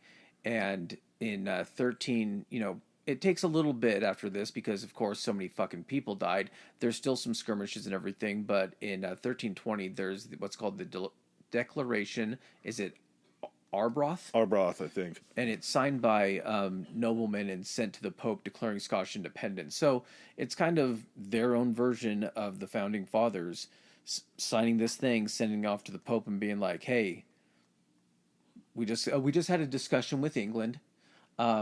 Things went well for us, and at this point, I think we want to do our own thing. The document itself, and there was another one, it was, I think, one of the homages that was paid to Edward. It was called, like, the Rigmarole or something like that. It's where we get the term rigmarole from, and that was them kissing their ass. But at the bottom of these declarations that they would send, there would be, like, wax seals that would come from the noblemen. So you would, instead of, like, you would sign it, and then to prove that it was you, you would press these wax seals along the bottom of it. They still do that shit in Dune. Oh, really? Yeah, they have like their rings, they have their signet on it. Oh. And then what they'll do is they'll take the wax melt and then press the ring into the signet and like use it to like like in movies when you see them do the scroll and they'll use it to seal a document, and then once you break the seal, Yeah. That's pretty sick. So, at this point in time, it's unfortunate because the Pope is still angry at the Scots, and he's like, all right, cool. You guys want to be independent? That's fine. You're still not a part of this religion. You're still excommunicated. And then we run into 1327 when Edward II is deposed for all of his misdoings. Edward III is given the crown, and as we know from the monarchy episode, Roger Mortimer and Queen Isabella are kind of like his caretakers. They're the ones that sort of take control of what's going on in the country. Robert the Bruce starts raiding into the north of England, and he also has a brother named Edward. Edward is sent over into Ireland. And this is pretty advantageous because if you send Edward over to Ireland, where he became the leader of Ireland over there, you then have two fronts to where you can attack England again, and you're drawing England into two different wars. You now have a whole new populace of people that can fight. You have a whole new chain of supplies. Probably not pumped about England being their rulers for a while. Yep. They've had their troubles. Probably a little bit disgruntled. Yeah. So, unfortunately, Edward, I think, ends up getting killed fairly early on in his tenure in Ireland. But they really don't have much of the English don't have much of a choice. Edward III is kind of coming into his own, and Mortimer and Isabella don't really have control of what they're doing, and they have to start making some concessions. So England ends up signing this treaty. It was the Treaty of Northampton on May 1st, 1328. And part of the treaty was the marriage into the families, so we're going to see the crossover again. I don't know how this is still happening because they've already married into each other's families numerous times. You're not directly related enough. You're not getting enough genetic anomalies to understand that maybe you got to freaking get a little variety in the gene pool. And along with that, you get Scottish independence. So they've won their independence a second time. Part of the Declaration of Arbroath that they had made, and I forgot to mention it, was a big thing for the church is still we need crusade. And in that Treaty of Arbroath, when they declared their independence, they also said this doesn't mean that we're not willing to fight in the crusades. We still want to be a part of the team. We still want this to happen. So magically, after this Northampton Treaty is signed where they get their independence back, the Pope's like, oh, so you guys settled this, right? Yeah? Okay. Everybody's unexcommunicated. You're all back in. That's Everybody's the whole point, back. too, he probably saw, and he was like, England's been taking these guys over forever. It's only going to be a matter of time before they take it back over. Then England is the one pulling in the money and sending it to us. When they find out that Scotland now has independence, they're like, oh, so England can't take your money anymore and send it to us. Yeah, you know what? Forget the what did I say? Excommunicated? I don't remember saying that. No, you guys are good. I meant less communicated. Keep sending your money and your people to fight in our ridiculous fucking crusades. Yep.